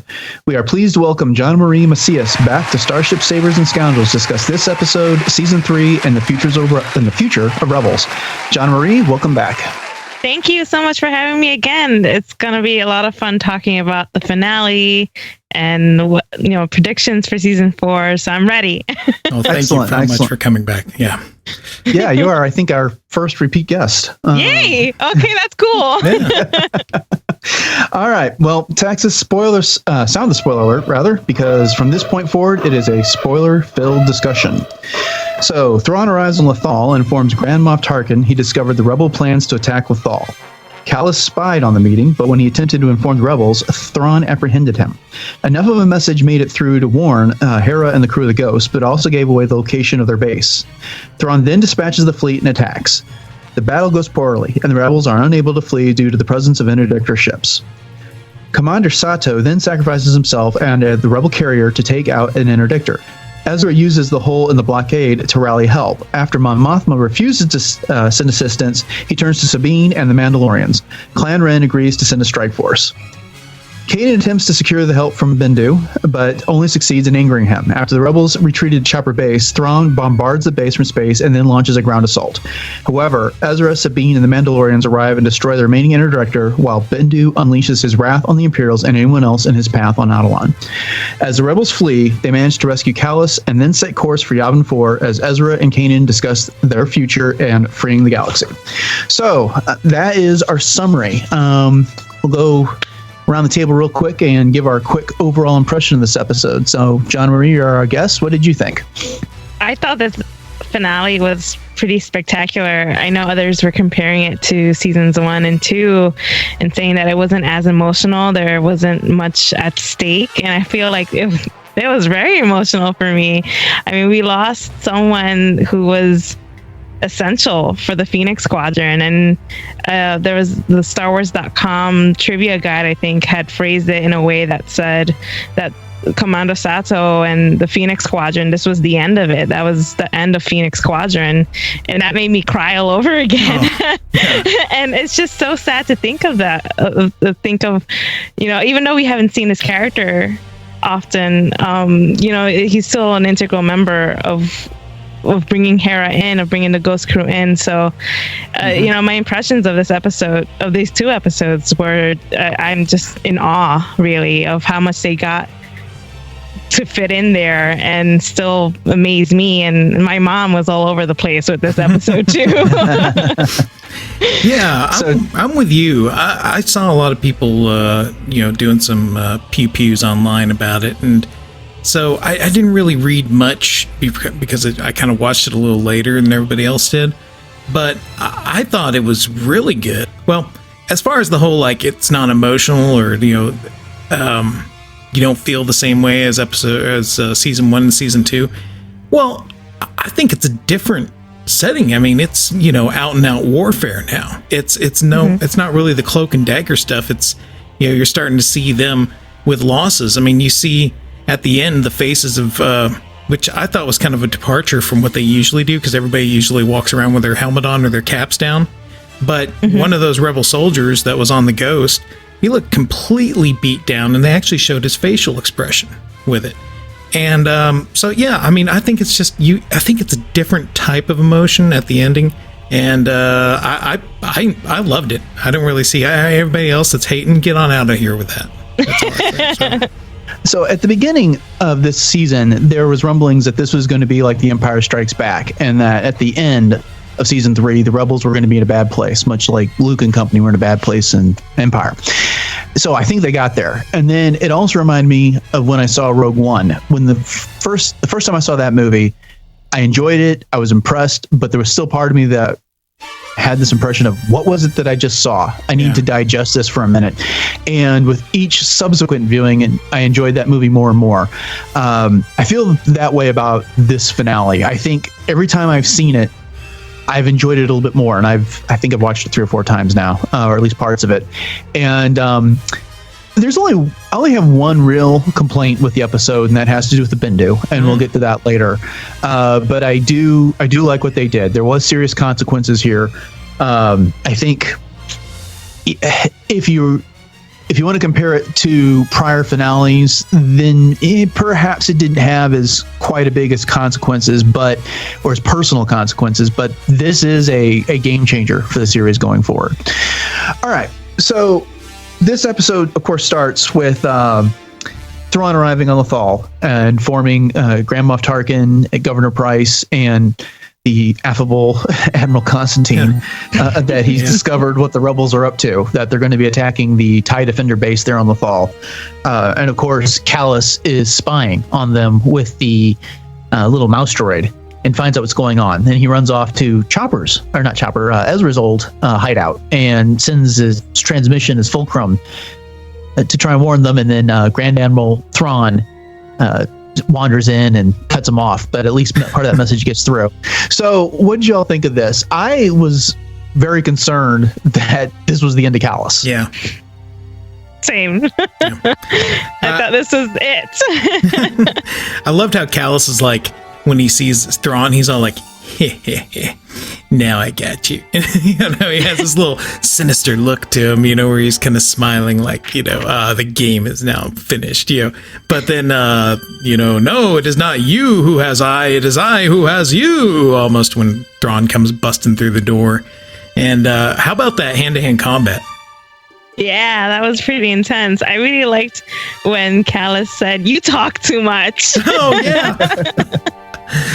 Because it's true, he does. No, and then Thrawn was completely disparaging the quality of the combat training at the Imperial Academy. He made some remark about, your fighting style is completely predictable, and you weren't served well by being at the Academy. I was like, wow, okay. That's a statement on Imperial standards. I really liked where after they apprehended Callus, he told Callus he had the heart of a rebel. Yeah, he took that as a compliment. Yeah, I like that. Yeah, that was kind of a good line. Yeah, right. Well, and then so they're sitting back there at Thrawn's headquarters, his base of operations, and he does that calculation where he takes the trajectory of Dodonna's fleet as they head towards Lothal, and then he analyzes Callus's transmission and where they intersect. He determines that's where the rebels must be hiding. So, not the most complicated reasoning to finally discover where these guys are. Science. Right. But I guess it just leads me to a bigger point. How do we feel about the way Thrawn was used this season? Were we impressed with his deductive reasoning and his logic as he combated the rebels, or did he fail to live up to what we were familiar with from the novels? Well, as someone who hasn't read the novels, or at least I read the first one, but it was years ago when I was a kid and I barely remember any of it. This is my first exposure to Thrawn and the way he operates and his method of approach. So I liked how they played him, how they had him throughout the season. I bet if you just watch the episodes that only include Thrawn, you'll definitely see that progression and how he gets to this point. Obviously, the episodes in between make it seem like he's taking forever just to come to this one conclusion. But there were certain areas like for Double Agent Droid, when that ship exploded in the end and they were trying to determine the location of the base, like I thought maybe they shouldn't have exploded. Maybe that should have included Thrawn in there so that he can get an idea, a closer idea to where the rebels were. So there were some things that I wish could have been changed, but as for Thrawn and how he was being used throughout the season, I think it really introduced a cool villain to me, and I actually want to get that Thrawn pin at the Del Rey booth at Celebration. Like I didn't think I'd be into this character that much. It's interesting because I think I seem to have a pretty good memory of the first trilogy books that came out in the early 90s, and I think that there was just more of an opportunity for Zahn to really develop Thrawn's plotting and his, intellectual maneuvering around his adversaries, and maybe we didn't get that type of opportunity because even though it's, an episodic series and there's 30 minutes, give or take, each week, and you've got so many in the season, there's just a lot of other stories that you have to also tell, We'd have an entire chapter with Thrawn and Pelion, right? And here, Thrawn, we have to kind of catch little snippets of him in his planning. I'm glad he didn't die in the end. Let me say that. I think that I was impressed. Okay, what I liked, I think that to me they really illustrated he was waiting for the big fish. He was waiting for Dodonna. He had spies that were able to tell him where, when and where Dodonna was heading, right? Right. So that to me kind of explains why, well, there go the rebels. Well, shouldn't we fire? No, not yet. But let me interject there, Taxus, for a second, because he brags to Hera a little bit later that this is the end of the rebellion, and he made this comment to Tarkin earlier that he was waiting for this moment. He was waiting for the rebels to consolidate, but they're not all there. It's only Dodonna's few frigates and some supporting craft, Phoenix Squadron, but Mon Mothma's got other rebels that have amassed elsewhere. There's an entire Mon Calamari cruiser we saw at the end of the Secret Cargo episode that's not there. So is he misinformed, or is he just trying to clear out this sector of space? That's a good question. I'm fine with it, though. I mean, he's been tasked with cleaning up the situation around Lothal. I mean, that's kind of how he was brought into the beginning of this episode, or season rather. And to answer my own question, I really like the way he was used in episodes like Through Imperial Eyes and The Inside Man, where he did put together some deductions to figure out, Inside Man, that it couldn't have been these people that were sabotaging things because of the way that people are moving around inside the base. And Through Imperial Eyes, it couldn't have been that hapless lieutenant that was responsible for everything that was going on, because he simply wasn't capable, but that Callus suddenly had this motivation to do things. So I thought it was well used then. I just think we did kind of have to, I don't want to say slog through the first half of the season, but we did have to wade through some episodes where he didn't look nearly as smart as what he was. May I ask you a question real quick of comparing the way he determined where the rebel base was and the Inside Man? Because if I remember correctly, didn't Ezra change the planet? Yeah, Chopper did it. Or Chopper, okay. But yet in this episode, Thrawn said, you may notice that this this section of space has nothing according to the Imperial star charts, but that's why you gotta study art, Callus. And there's this planet here. Well, I thought that Ezra moved I guess I'm confused about that. Well, he didn't. There was nothing there. Callus said, "There's nothing there. There's no planet there." And to which Thrawn retorted, nothing. There is. Does nothing there. But these two signals intersect there, so they've got to be there, and so that's why he's sending things. The chopper erasing Adelon and selecting some other planet from the search parameters. I don't know that he necessarily erased the planet from the database so much as he erased it from Thrawn's 3D spreadsheet, in effect, of where they were searching. But I guess that's what I'm saying. Why would Thrawn even have that? The map? Yeah. Why would he even have the ancient map? Yeah. Why would he have that on the planet on the map that he was using if it was based on? Maybe it was based on the ancient art. I don't know. It just kind of hit me. Well, my thing was that I found it. I mean, yeah, Chopper had changed the location, but there was in the episode when we first meet AP5. He had the planet either in his database or the database of the ship they were carrying. So he was the one who gave them the location to this new planet. Yeah. So it should exist in the Imperial databases. So that was my thing where I was like, well, even though Chopper had changed it, there was still some way for him to retrieve it. Yeah. But he was using this ancient map instead. Yeah. So yeah, there is some kind of fuzziness going on there. But I guess it's one of those things that you're meant to look over. Hey, it's Thrawn. Yeah. Yeah, that's a good catch, Sean. I didn't think about that. All right. So in the second half of the first episode that makes this up the season finale, Thrawn and the fleet attack, and the rebels rally to meet this attack, and they're going to try to escape, only to find out the interdictors are there. And so Hera assigns Kanan and Ezra with Chopper to go find help, that they're going to open up a hole in this blockade and do it, except for Kanan says, no, I want to go talk to a friend and see if I can get some help there. And so we have two things that happen. We have the space battle, and then we have Kanan's discussion with Bendu. The space battle, I think, for the most part, kind of goes as we would expect. With the interdictor there, the rebels were getting torn apart by a number of Star Destroyers and countless TIE fighters. So does anyone have any particular observation they want to make about that battle? Before we get to the sacrifice of Sato? Yeah, I really liked how that one ship was pulled out of the interdictor.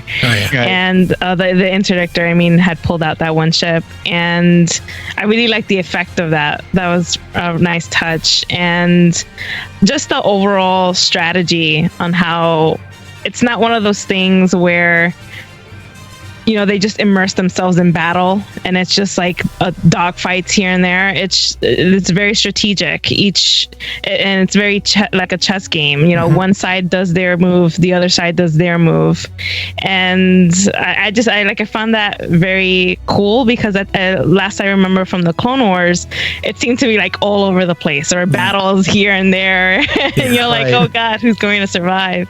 And so yeah, this seemed to be very strategic, very calm, even though people were being blown out of space, technically. But it was peaceful. It was right. It's funny you should mention that, John Murray, because it reminded me a bit of the episode of Clone Wars where they're trying to run the blockade. I think it was to get relief supplies to Christophsis. They had a bunch of episodes with that blockade. Anakin had the stealth ship. That's right. Right, and was that the Carrion Spike? No. No, I don't think so. Okay. No, that's the they used one cruiser to ram a Federation battleship, and then they had all kinds of maneuvering going on there. But so we had this kind of chess battle going on in space. That's a very good description. Where then ultimately Constantine's idiocy gets the best of him, and he decides that he can't follow orders from Thrawn anymore because there's no reason they shouldn't just be pressing the attack, and so he gets drawn out. Only for Sato to sacrifice himself and the carrier by ramming him, taking out one of the interdictors, and so that Ezra could get away and look for help. So, John Marie, you made a comment about this back at the beginning with Sato's sacrifice. I found it incredibly touching. I was moved by that part of the episode. Yeah, I mean, it could have been anyone really, and it would have been just as emotional for me. I mean, for someone to realize minutes in advance that this is what I have to do, that is just courage beyond anything I've ever known. Like that, he knew what he had to do. He told his crew members to leave, and for those two guys to know and be at that same place with him and stay there, that again, that's just there are no words to describe what I was what I was feeling in that moment. And I saw it coming, and I still was affected by it, to the point where I had to pause it and actually sob and cry. Because again, it's just very, like what you said, it's touching, and he knew what he had to do. And I just kept thinking about Mark Matten from the Iron Squadron, and how I really wish he had been incorporated into this episode and have him be somewhere in the scene, and maybe him seeing the ship actually crashing into the other one and him being affected by that. So that's one of the things I wish had been inserted in there. So I it's one of those things where I did that. And throughout the whole entire day, I just kept crying over that one scene. I have no words really to describe it. It's just, man, I don't know if I would have that courage. And for him to do that, it's just, he's a hero. He was the MVP of the episode, I think. Oh yeah.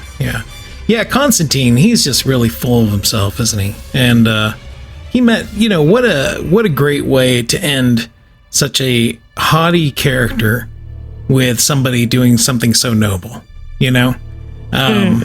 It's especially how he says, Grand Admiral, he's just sort of like rubbing it in. It's like, dude, this guy outranks you. Why are you talking smack to him? Imperial hubris gets the best of him, and Sato very nobly takes Bob and Rob, and that's why I named them. I don't know what their names are, but and I almost felt like that really emphasized that the point the sacrifice that Sato is making, the fact that he had two guys who said, we're going to stay with you, sir, it was very powerful. I liked it a lot, and because Sato, I really grew to like him as a character a lot. Oh yeah, he's fantastic. Well, let's move it back down planet side. So let's get into the Bendu. So Kanan confronts Bendu and it pleads for his help. And of course, the Bendu keeps responding, I am the middle path, to the point where Kanan finally cuts him off. Like, yeah, I know, you're the middle. I used to be there too, but I saw all the evil going on in the galaxy, and I couldn't stand by and see innocents get slaughtered anymore. You have to do something. And the Bendu really isn't having any of it until Kanan calls him a coward.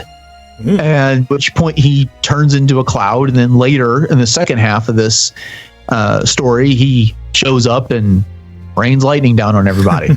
So John Marie, let's start with you. What did you think of the Bendu in this episode overall from the season? What are your impressions of him? Well, the Bendu, when he says that he's beyond, I forget the exact line, but he really is, to the point where I can't even comprehend what he is. And I thought he was a really cool character when we first started the season, because he was very impish, I guess, mischievous, and I really liked that aspect of him. And I think somewhere down the line, someone had mentioned, oh, what if we see the evil side to him? And I'm like, evil side? What's that about? And it's true, just because he doesn't take sides, but he still exhibits those traits. And he wasn't just taking down the Imperials, he was about to take down Kanan and his crew as well. So so he wasn't, the fact that he reacted to being called a coward, I felt like there was more to that story, and maybe there was some sort of past event where, why is he the only one? Or are there more Bendu? Right. So like, was it something that triggered something that may have happened in his own past? I like, there are so many questions that he brings up every time he appears, and they're never answered. Dave Filoni, why? Right.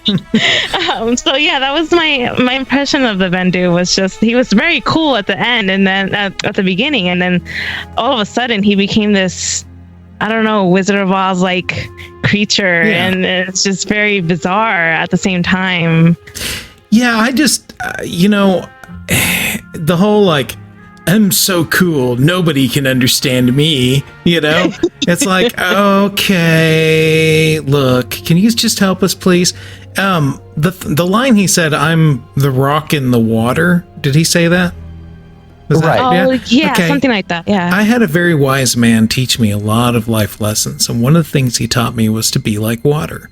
And when you look at water, when it hits the rock, it doesn't try to go through the rock, it goes around the rock. And eventually it dissolves the rock, So to me, that line just kind of reinforces my whole about gray stuff.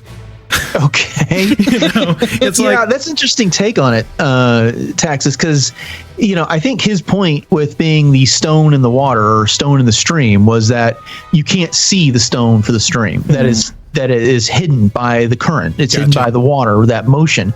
Try this on for me, if you will.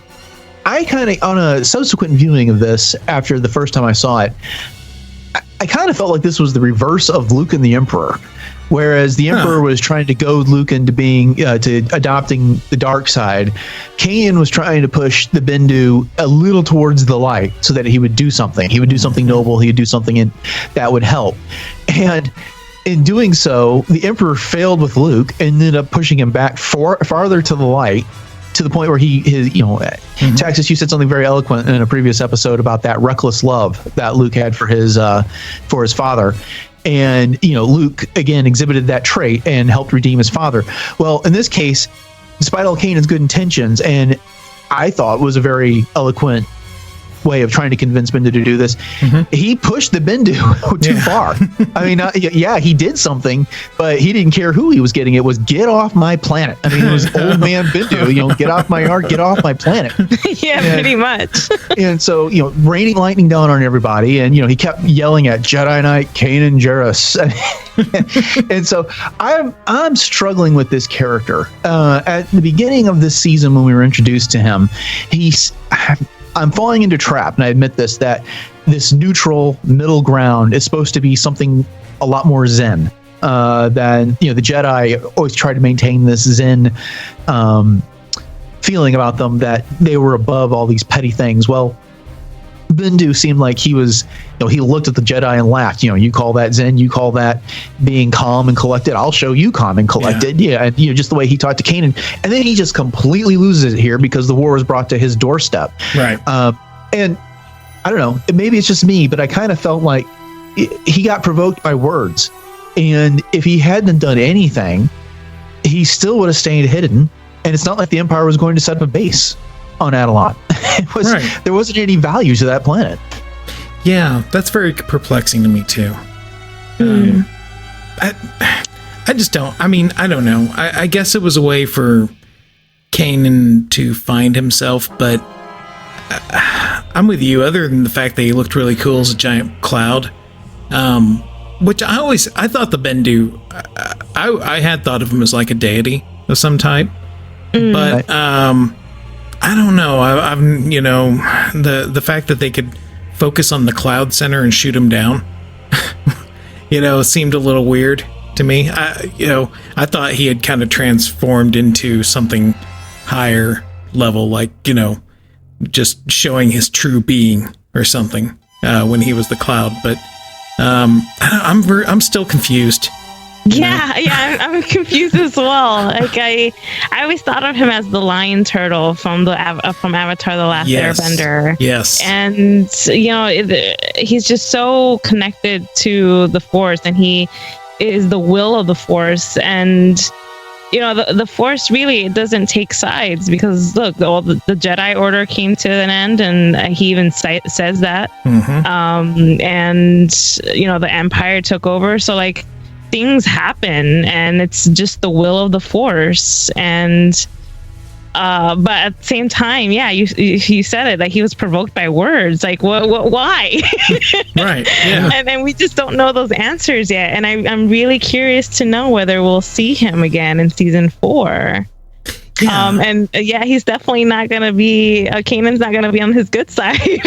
Right. I mean, and I'm still kind of confused. Like, why did he turn to look at Sabine as she was walking off going, ugh, I mean, there's still a lot of loose threads. I guess with the Bendu is what my thing is. I don't know. Yeah, let's tie up then the Bendu real quick, and then we'll move on to some of the other plot lines here. So yeah, we're now looking at the end of the episode, and we're doing this out of order, but since we're on the subject of the Bendu, Taxus, as you pointed out, Thrawn directed all fire at the center of this cloud while the Bendu was attacking everybody, and managed to bring him down. He came crashing down to the planet like a meteor racing towards Earth.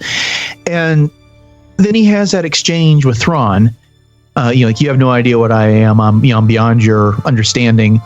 And you can't harm me. To which Thrawn begs to differ, and Bendu says something like, you don't see it. I do. I see your defeat. Yeah. And how does he phrase it? It's something like a cold embrace from many arms. Yeah. I like many arms surrounding you in a cold embrace. Thank you. That was eerie. And then Thrawn shoots him, and then has this weird reaction because Bendu's not there. He just disappears. Right.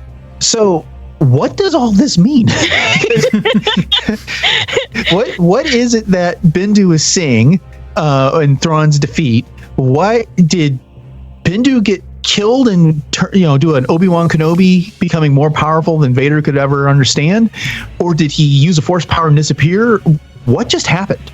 I think it's similar to how he's disappeared in the past, like when Maul appeared and Kanan and Ezra were talking to Bendu, and all of a sudden he's gone just when Maul appeared in that moment. And so yeah, I think that's just an ability of his, and he just happened to use it just before getting shot. Right. But yeah, what he said to him, like many arms surrounding you in a cold embrace. Dave Filoni had mentioned in Rebels Recon, you can take it either literally, metaphorically, and I'm just like, but which one is it? Yeah, right. So yeah, I'm not sure. Is this cold embrace meaning space? Is he going to get kicked out of an airlock? I don't know. I don't know what could it possibly be. But it was very Roman-like to me, like Caesar and being stabbed on the in the back, sort of a way. Yeah. The Ides of March and whatnot. So I got that vibe off of it. It could be a Wampa swinger party.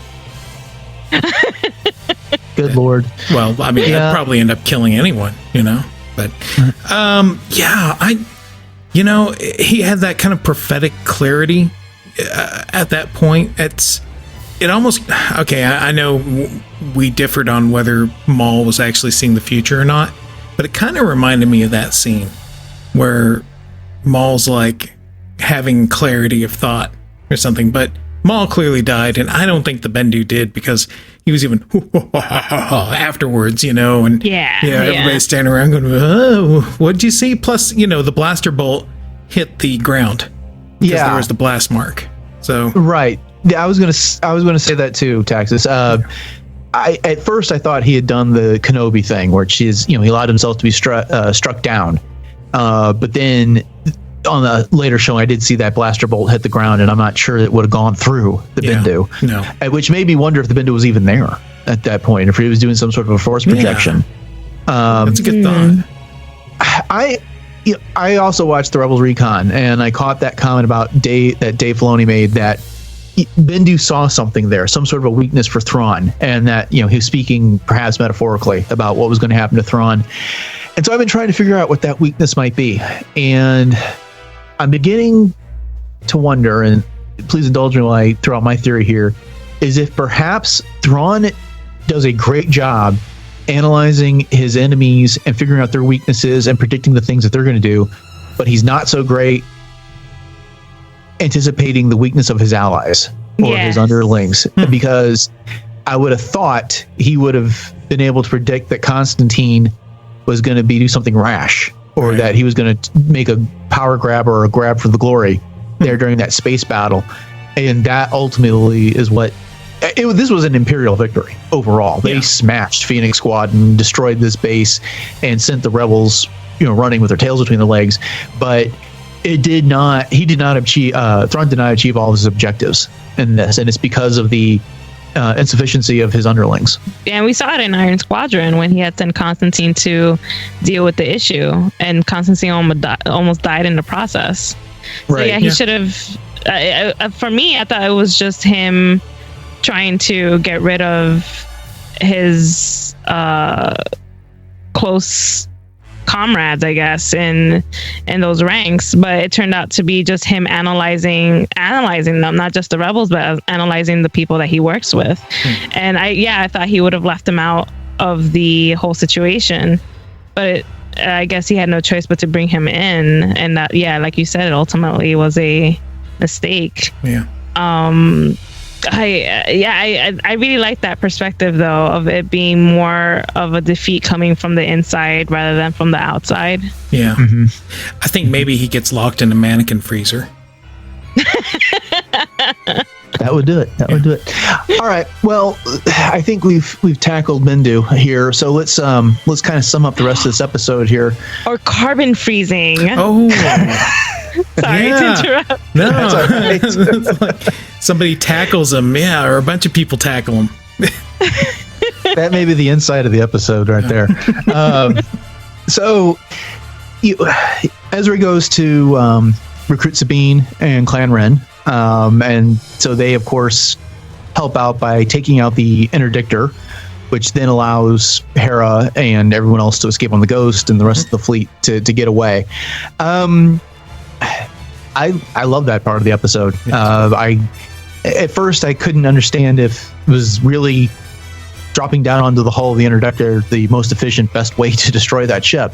But I'm willing to look past that. It was fun. There were some great visuals there. I liked seeing Sabine and the other Mandalorians flying around and launching rockets, and Sabine when she tells everyone to use the rocket packs, which Ezra says, I don't have one. She says, yeah, you got that little thruster. That's great. I laugh every time I've seen that. That scene definitely was a callback to Star Wars: The Clone Wars. Like they would do things like that, where they would land on ships and go in it through those means. One of the things that hit me too is Clan Wren is in the middle of war. Like there's stuff going on that we don't know about. Yes. Because when they showed up, they're like, yeah, we'd like to help, but Saxons over there, they got a bunch of Imperial backing. We're fighting all the time. We can't really help out. So yeah, there's things going on that we're not seeing or hearing about. With the Mandalorian storyline. Oh yeah, there's plenty of stories to be told there. All right, well, so finally the rebels escape, and we get all of our key players aboard the Ghost, which I thought was a phenomenal ending. Reminded me very much of the end of Empire Strikes Back, kind of how you were alluding to earlier, Taxus, with people they were just beat there on the Ghost, and Ezra sitting in that forward gunnery chair, just we lost everything, and Kanan comes in with a message of hope. So I used to look at it that way too, but I see a future for us, and we can free this galaxy. We just got to do it together. And he took that moment to console. To Callus thanked Kanan, and Kanan thanked him for risking everything. They were. It was a defeat. Everything got set back. They weren't able to carry out their mission till the fall that they've been preparing for all season.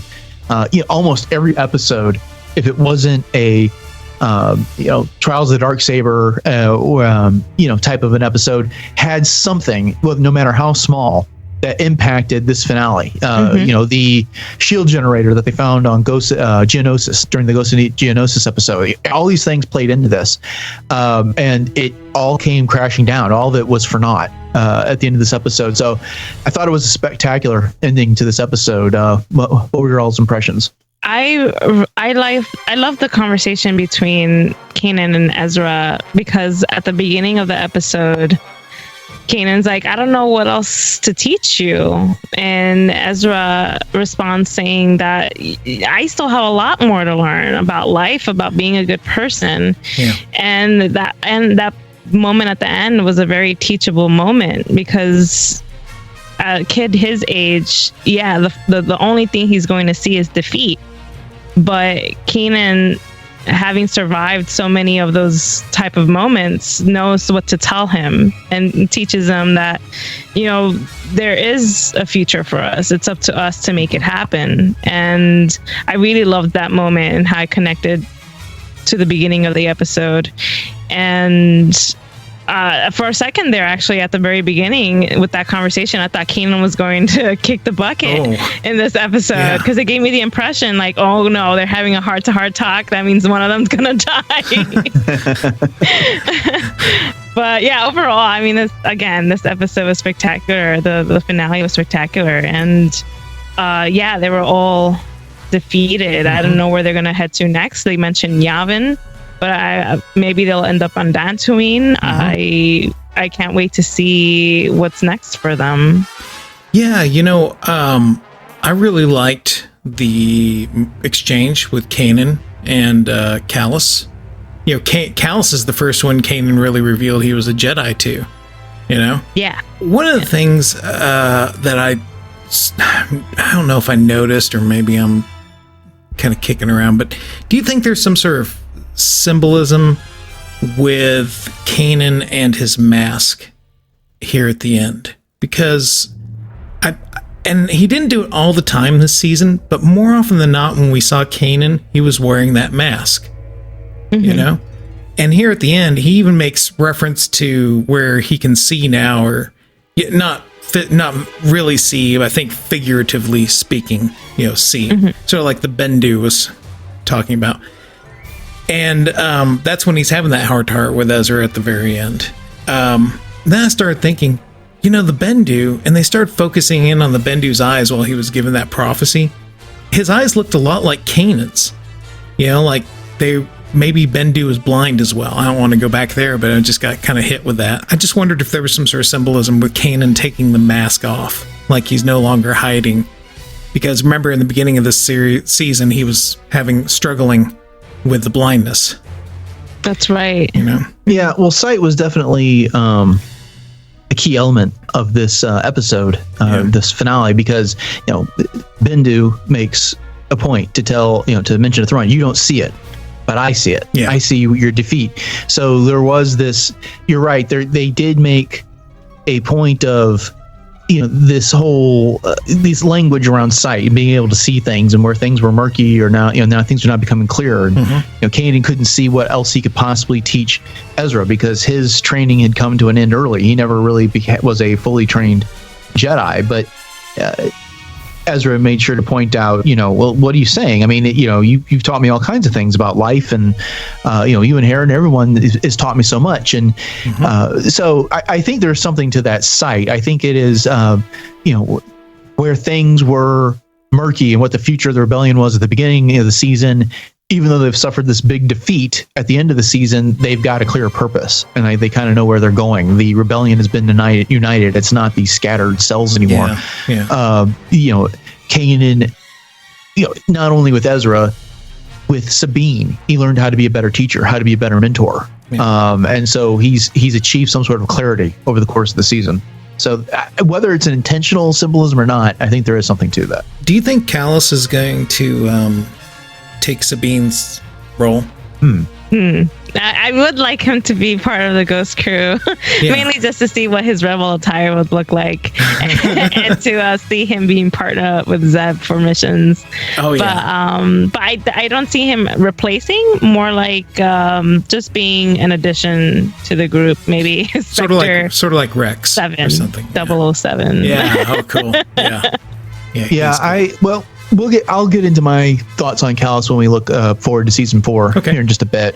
But we've talked a lot about this episode, and this is probably another one of those like Twin Suns last week, where we could spend another 45 minutes or an hour on it easy. But why don't we go around the table here and we can offer a final thought and a grade. John Marie, you're the guest. If you'd like to, you can go first. Sure. So 0 Hour, there's a few things that I would change, but I think it was perfect the way it was. I mean, a lot of people think they could tell the story better, but honestly, if I was put in that position, it would all be fan fiction. So I think this is a great way to end the season. It really ties in to what they've been doing all season long, and I think I will give it an A, really, because I really enjoyed the storytelling from the first episode down to this final one, and maybe there were a few things that really didn't sit well with me, but I don't think they paint it negatively in any way. So I think, I'll stick with an A, because to me, it's a show just keeps getting better and better, and every week I look forward to it. And this episode really gave me what I wanted and surprised me in other ways. And so I'm excited to see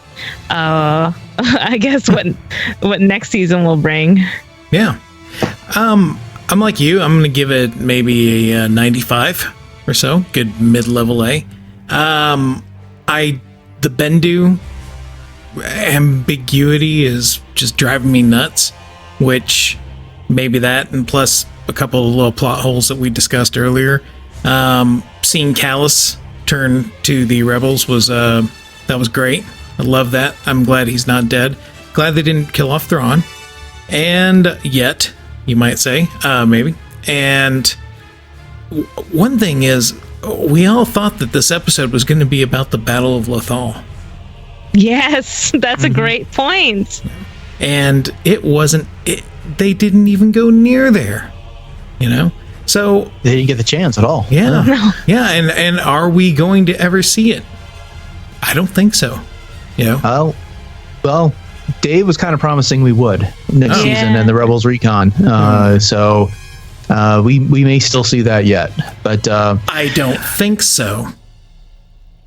All righty then. Well, I'll move on to my final thoughts. I'm going to mark it down just a little bit lower than you all. I still think it's an A, but maybe like a 93 or so. 93, 94, if that counts as an A. I was going to mark it down further, but after our conversation on the Bendu, I realized that he was probably written that way to generate all the conversation we just had. Yes. And so mission accomplished there for the writers there of Rebels. He's an intriguing character. I was irritated by how he came off after the first time I watched this episode, but on subsequent viewings, I'm a little bit more accepting of it. And I think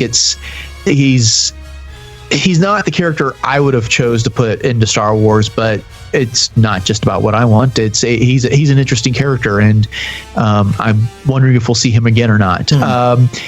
As for the rest of it, I agree with everything you guys said. This episode took us in a few unexpected directions. There were some things that were very predictable, but nonetheless enjoyable. Kind of just the way the battle played out. I expected the rebels to lose badly if Thrawn found them, and they did. They lost almost all their ships. They were left with very little at the end of this episode. They now need to regroup. We've got a position where they could go to Yavin, they could go to Dantooine, they could go to numerous places and start over and start working towards Rogue One, which I think we're eventually going to see with these characters. So with that, like I said, it's an A. I enjoyed it. So let's reflect a little bit on season 3 here real quick. What was everyone's favorite episode or moment from this past season? Oh man. A favorite episode, I'm going to go with Imperial Super Commandos. I thought that was a great episode for Ezra and Sabine, bringing us back to Fenn's story and introducing Gar Saxon, kicking off the whole Mandalorian thing. So yeah, I'm gonna go with that one because I just really loved that scene of Sabine and Ezra flying through the canyons and Ezra struggling to keep up with Sabine. Yeah. So yeah, I'm gonna go with that one. I think one of my favorites was the Vision of Voices episode. Just because it was, I thought it touched back to the Night Sisters. It brought forward again the dark saber. It really kind of kicked off the whole mystery that now Sabine has to go discover who she is and exactly who she is for her society. And it kind of showed that change was a coming. You know, things were going to shift around. You know, other than that, I think the one episode where they go back and encounter the droids, I really enjoyed that one in retrospect too. The last battle. Yeah, that's a great one. Yeah. I'm looking at an image of Ezra standing on top of Chopper as they're flying through that ravine in Imperial Super Commanders. That was fun when he was kind of surfing there for a little bit. Okay, well, I asked the question, so I'm going to cheat a little bit while I answer this. My favorite episode of the season was last week's Twin Sons. That was in my opinion, that was a storytelling masterpiece. And I know that episode, much like this finale, is also very divisive amongst fans. Yeah. But I like that one pretty much start to finish. After that, my next in line for me is Through Imperial Eyes. Yes, that's a great one. Right. And then following that, I just have to group everything that was in that whole Sabine with the Darksaber. You know, whether it's Visions of Voices or Trials of the Darksaber, that and then Legacy of Mandalore. Yeah. They put a couple episodes in between Visions of Voices and Trials of the Darksaber, but I really felt like those three made up a trilogy. They're a 3-part story that was really incredibly good. There was complaints this past season that about filler episodes, but I'm just kind of scrolling through the listing of these episodes, and I don't like using that term, filler. For me, I guess there was only 2 episodes that I considered truly subpar upon reflection. One was Iron Squadron. I appreciate what they're trying to do with that one. I just wasn't a fan of the attitude of the kids and how that one went down. Yeah. And then Double Agent Droid.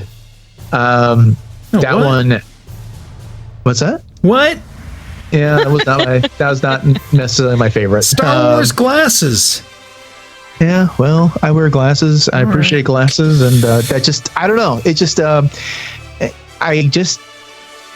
it had its funny moments, but, and again, it was a different type of episode. They were trying to do something different. I applaud it when they do risky things. But just because you do a risky thing doesn't mean it's going to work. And it just didn't work for me. Right. So, and not that I want to be negative, but did anyone else, was there any low point or an episode that y'all didn't care for? It wasn't that I didn't care for it, but Iron Squadron, I wish they could have done something differently to include more of Sato and how he and Thrawn know each other. Maybe it's something that they'll cover in the Thrawn novel. At least I'm hoping. Yeah. Because it gave me the impression that they knew each other, that they've come to face to face with one another, and I wish Sato would have been more involved, or that it was done through Sato's perspective rather than him coming in last minute to help his nephew. So yeah, that I didn't mind the kids because I know kids like that, so I was just like, oh yeah, these kids I know on an everyday basis. And I guess the only other one that I guess bothered me personally in terms of Ezra's character was the Winkathu job. And how he sort of, and it's understood, we all do it, sometimes we take 2 steps forward and next day we take a few steps back. And in this episode, he really did take a few steps back because he got a lead for the team. Zeb got in charge of it and he was a bit miffed about it. So, and it's understood, he wanted to be recognized that he can be someone to be trusted. But when it comes to Hondo, some things are questionable there. Lots of things are, yeah. You know what you're getting into, right? So that was my thing with Ezra there. I think one of the high points for me, low point, I think, Iron Squadron, I didn't really like that one as much. It just, I don't know. I just didn't feel very connected with the characters. And maybe if they had shown, like you said, shown him more with his uncle through this season, I'd feel a little different, But one of the things about season 3 that, let's not forget, they brought in some really key things that I think were longtime fan favorites. And in fact, not only the Bendu, but there's reference to Ashla and Bogan. That's a big deal, at least to me. So yeah. All right. Well, let's look briefly towards season 4 real quick. I know, John Marie, you said you had a chance to watch Rebels Recon, and they kind of talked about a few things. One, that we will get to see get some closure on Lothal, that they'll go back to try and complete this mission that they started this season. They also mentioned that we'll see Saw Gerrera and Mos Mothma again. What other things are you looking forward to in season 4? Or are you hoping for in season 4? Mandalore. Yeah. I love me some Mandalorians, and I'm looking forward to possibly seeing Bo-Katan again. Some other familiar faces, new faces, and when it comes to Rebels, introducing those two type of characters, new and familiar, I think they've been pretty good at it. So I'm excited to see what they're cooking behind the scenes and how that affects Clan Ren and Fen Rao. So it's thrilling and it's scary at the same time. Yeah. So I'm excited to see what happens with that storyline. Each season's like a blank slate, and it just goes in a completely new direction. For me, like in the beginning, they were just kind of locals in Lothal. Then they run into Fulcrum, and now it's the adventures of the Rebels with Ahsoka. Then this season, they're more settled in a base and they're organizing. It's more how the Rebels are becoming more of a rebellion and working cohesively. So, yeah, I really don't know what to expect. And as far as like resolving the Lothal storyline, I'd like to see them try that. I'm just going to say that. I don't think they can. I don't think they're going to, no matter what they say. Well, we don't see TIE Defenders in anything else. Yeah, John Marie just stole the words out. Yeah, he just stole the words right out of my mouth. For season 4, one of the things I want to see is where does Ezra grow next? Yes, that too. Well, because in the first season, he went from being this self-interested, surviving kid on the streets, a lot, what they call them, Lothrats. Yeah. And then season 2, he really got into his Jedi powers and started to develop them well beyond anything, the rudimentary training he had in the first season. And then he moved towards the dark side at the end of the season, at the beginning of this season. He overcame that, and he had incredible growth as a Jedi, even though he made a lot of the same mistakes over and over, chasing after Maul, trying to protect his friends, this adoptive family, and not necessarily doing the right things. But he swears he's learned his lesson. We saw that in Twin Sons. Yeah. So, and then we had this great conversation that John Marie brought up earlier between Ezra and Kanan, that Kanan's not certain that he has anything left to teach Ezra as a Jedi. In addition, Ezra is a commander in the rebellion, so he's going to be turning 18, 19, and over the course of the next season. So he's going to get a bit older. He's going to be a bit more mature. Is he going to continue to make these mistakes? Is he going to get tempted to do anything again that brings him back to the dark side, to do something, to defeat the Sith or protect his friends, or what's going to happen there? So I'm very excited to see that, and I'm excited to see these tie-ins, these additional tie-ins that we're going to get with Rogue One. As we get closer to things like the Battle of Scarif and then the Battle of Yavin, and where this crew ends up and how that goes for them. So, and Cassian. Yeah, right. I know you're excited about that. Oh my gosh! If Cassian shows up and Diego Luna voices him, somebody will have to call an ambulance because my heart won't be able to take it. They better have 2 beds in that ambulance because I'm right there with you. Oh, Cassian! Oh my God, Cassian, Rex, and Ezra in the same episode. That's just too much for me. Too much. Because Ezra was sort of my son. Rex is my my fictional husband. Cassian's like that boyfriend that I always wanted. So Right, he's the pool boy. Is what he is. We'll have to keep an eye on you during the celebration panel for Rebels. Celebration would be. Oh man, I can't wait. Well, John Marie, this has been fantastic. Thank you so much for joining us again to come back and talk Rebels. Before you go, can you remind all of our scoundrels where they can find you online and what it is that you do? Sure. You can find me on Twitter as @BlueJayGuys. And you can also find me at thewookiegunner.com, and that's Wookiee with 2 E's. And I tend to write about Star Wars, specifically Star Wars Rebels, any news pertaining to that. And also I write for Jedi News related to any Star Wars fashion and apparel news regarding those areas. So yeah, that's pretty much what I do from time to time. All right. Well, thanks again, and I'm sure we'll be talking to you again once the fourth season rolls around. You've been a fantastic guest to talk Rebels with. Yeah. Yay! That's awesome. Thank you so much again. All right. Talk to you later. Bye. You and Sabine really saved the day. But, Kanan, we lost everything. I understand you feel defeated, but I've learned to see things differently. There's a future for us. One where we're all free.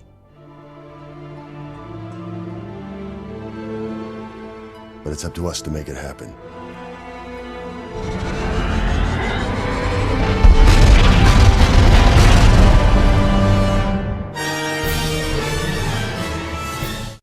All right, it's time for Silence, Fools! Indeed. So this is our listener feedback segment. And this week we have an email from Matt, which says, "Hey, Taxus and Dennis. I wanted to write in and comment on your review of the Twin Episodes episode of Rebels. I was very much in agreement with many of your opinions, and without reading Filoni's interview, I recognized the quick kill of Kenobi strike inspired by Kurosawa's Seven Samurai. While it was slightly quicker than I would have preferred, I was fine with it being a serious end to a character reviled by some and loved by others. As this was the end of Maul going forward in the canon, but not backward, I'd like to know from Legends and from the new canon both your most and least favorite moments of the bisected former Sith Lord. Thanks for continuing to bring free content and intelligent conversation, Matt." Wow. So what were your favorite and least favorite moments? Okay, let's start with the expanded universe, right? All right. Did you ever read Maul Lockdown? No, I have not. I loved it. I thought it was great. And it started really kind of showing some depth to his character rather than just being some, lapdog killing machine, Right. Yeah, I really liked it. In fact, I might have to revisit that book at some point because it's a real good quick read and it really keeps you going. But yeah, it was pretty inventive too, the whole scene. So that least favorite EU moment. I don't know. Maybe no, that was pretty cool too. I mean, everything I've read of him, I really liked. Like that one story where he was hunting down that dude that accidentally found the intelligence that, Palpatine was actually a Sith Lord. Yeah, that was the one I was going to mention. Was that Shadowhunter? Yeah, that was it. I think it was Shadowhunter. Yeah, that's I don't know that I have a least favorite moment from the expanded universe, but Shadowhunter, I love that book. I've read it a couple times. Then there was was it the Infinity Story or Visionaries or whatever it was they called, where they kind of forecasted this whole half man, half machine Maul, and he's hunting down Kenobi and encounters him on Tatooine. As Obi-Wan's preparing to spare him, Owen Lars shoots him. But that was an interesting story. I like that one. It was it really did kind of preview what we were going to see out of Maul in the canon. I don't know that I have a least favorite canon or expanded universe moment. As for canon, Gee whiz. His fight with Qui-Gon and Obi-Wan in The Phantom Menace was absolutely spectacular. Yeah. I really liked his story arc in Clone Wars. He had some really good moments in Rebels. I know some people would have preferred he had just stayed dead after The Phantom Menace, but I've enjoyed his story. I enjoyed his story arc, all the way from The Phantom Menace through the Clone Wars and ending in Rebels here. It was, I had a lot of fun discussing those episodes this season with you when we were doing our reviews. Yeah. So I don't know that I have any real least favorite moments that I can put my finger on from all. I kind of like the way he was handled throughout.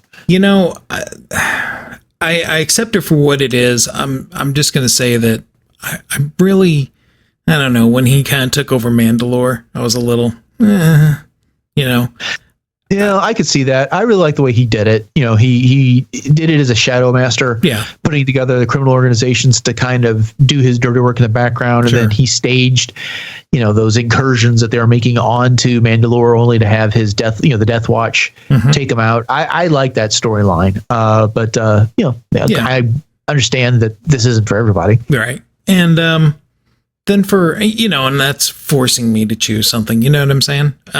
It's not like I sit there and dwell on it, or anything like that. Favorite, I gotta say the comics are quickly, taking that place, taking that spot. Yeah. Yeah. I mean, that's a good series. I really love it. So far so good. There's been some interesting moments, especially in the second issue, but I'm in the process of writing a review for that, and I'm having a hard time trying to decide where to start. But that's a good issue of that. Start with the thing in the comic that is my most favorite. Yeah, I will do that. Thank you. So Matt, thank you for the email. I appreciate that. And Scoundrels, we'd love to hear from the rest of you too. You can reach us at SCubedPod@retrozap.com, and we'd love to read your email next week. Yeah, Dennis, because you and I be intelligent. Indeed. Well, how was that for a show? Talking collectibles with Chris and Joe, and the season finale with John and Marie. That was a loaded episode 25. Sure was. Earlier we asked to open or not to open. But in my mind, case closed. Oh, indeed. Okay, Scoundrels, thank you so much for your support. If you've enjoyed the show, this has been Starships, Sabers, and Scoundrels, and we would love a review wherever you listen to your podcasts, especially iTunes. If you didn't care for this, then we have been the Sign Crawler, and never mind. Just kidding, guys. In all seriousness, we appreciate it anytime you share our show posts on Twitter and Facebook. Please let others know you're listening. Thanks to our dedicated listeners that take the time to share our show posts with others. We are also on social media. Starship, Sabers, and Scoundrels can be followed on Twitter at SCubedPod and liked on Facebook, where we are facebook.com/SCubedPod. If you want to follow Darth Taxus on Twitter, he is at Darth Taxus, and I can be followed at DJKVER2. In addition to social media, you can reach us by email at SCubedPod@retrozap.com. What did you think of the season finale of Rebels? Do you open your collectibles and play, or are you a mint in a box type of guy or gal? Have anything else that is on your mind? Let us know. The best emails, which is pretty much all the emails, end up in Silence Rules. Again, that email address is SCubedPod@retrozap.com. Yeah, there's a real low bar there for everybody. But as always, we are honored to be part of the RetroZap.com podcast network.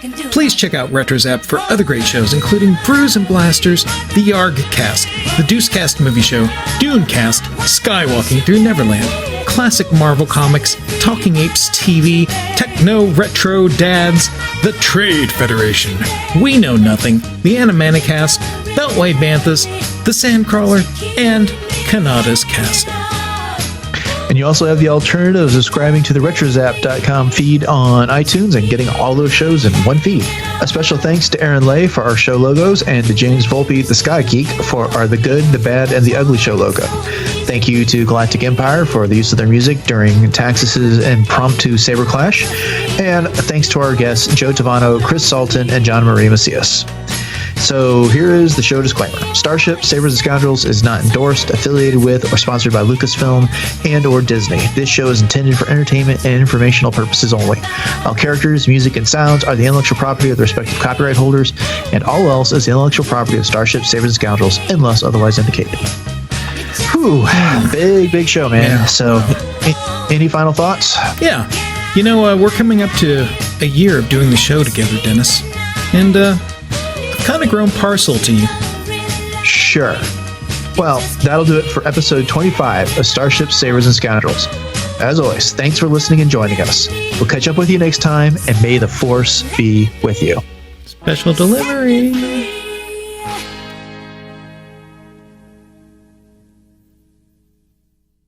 Whiskey.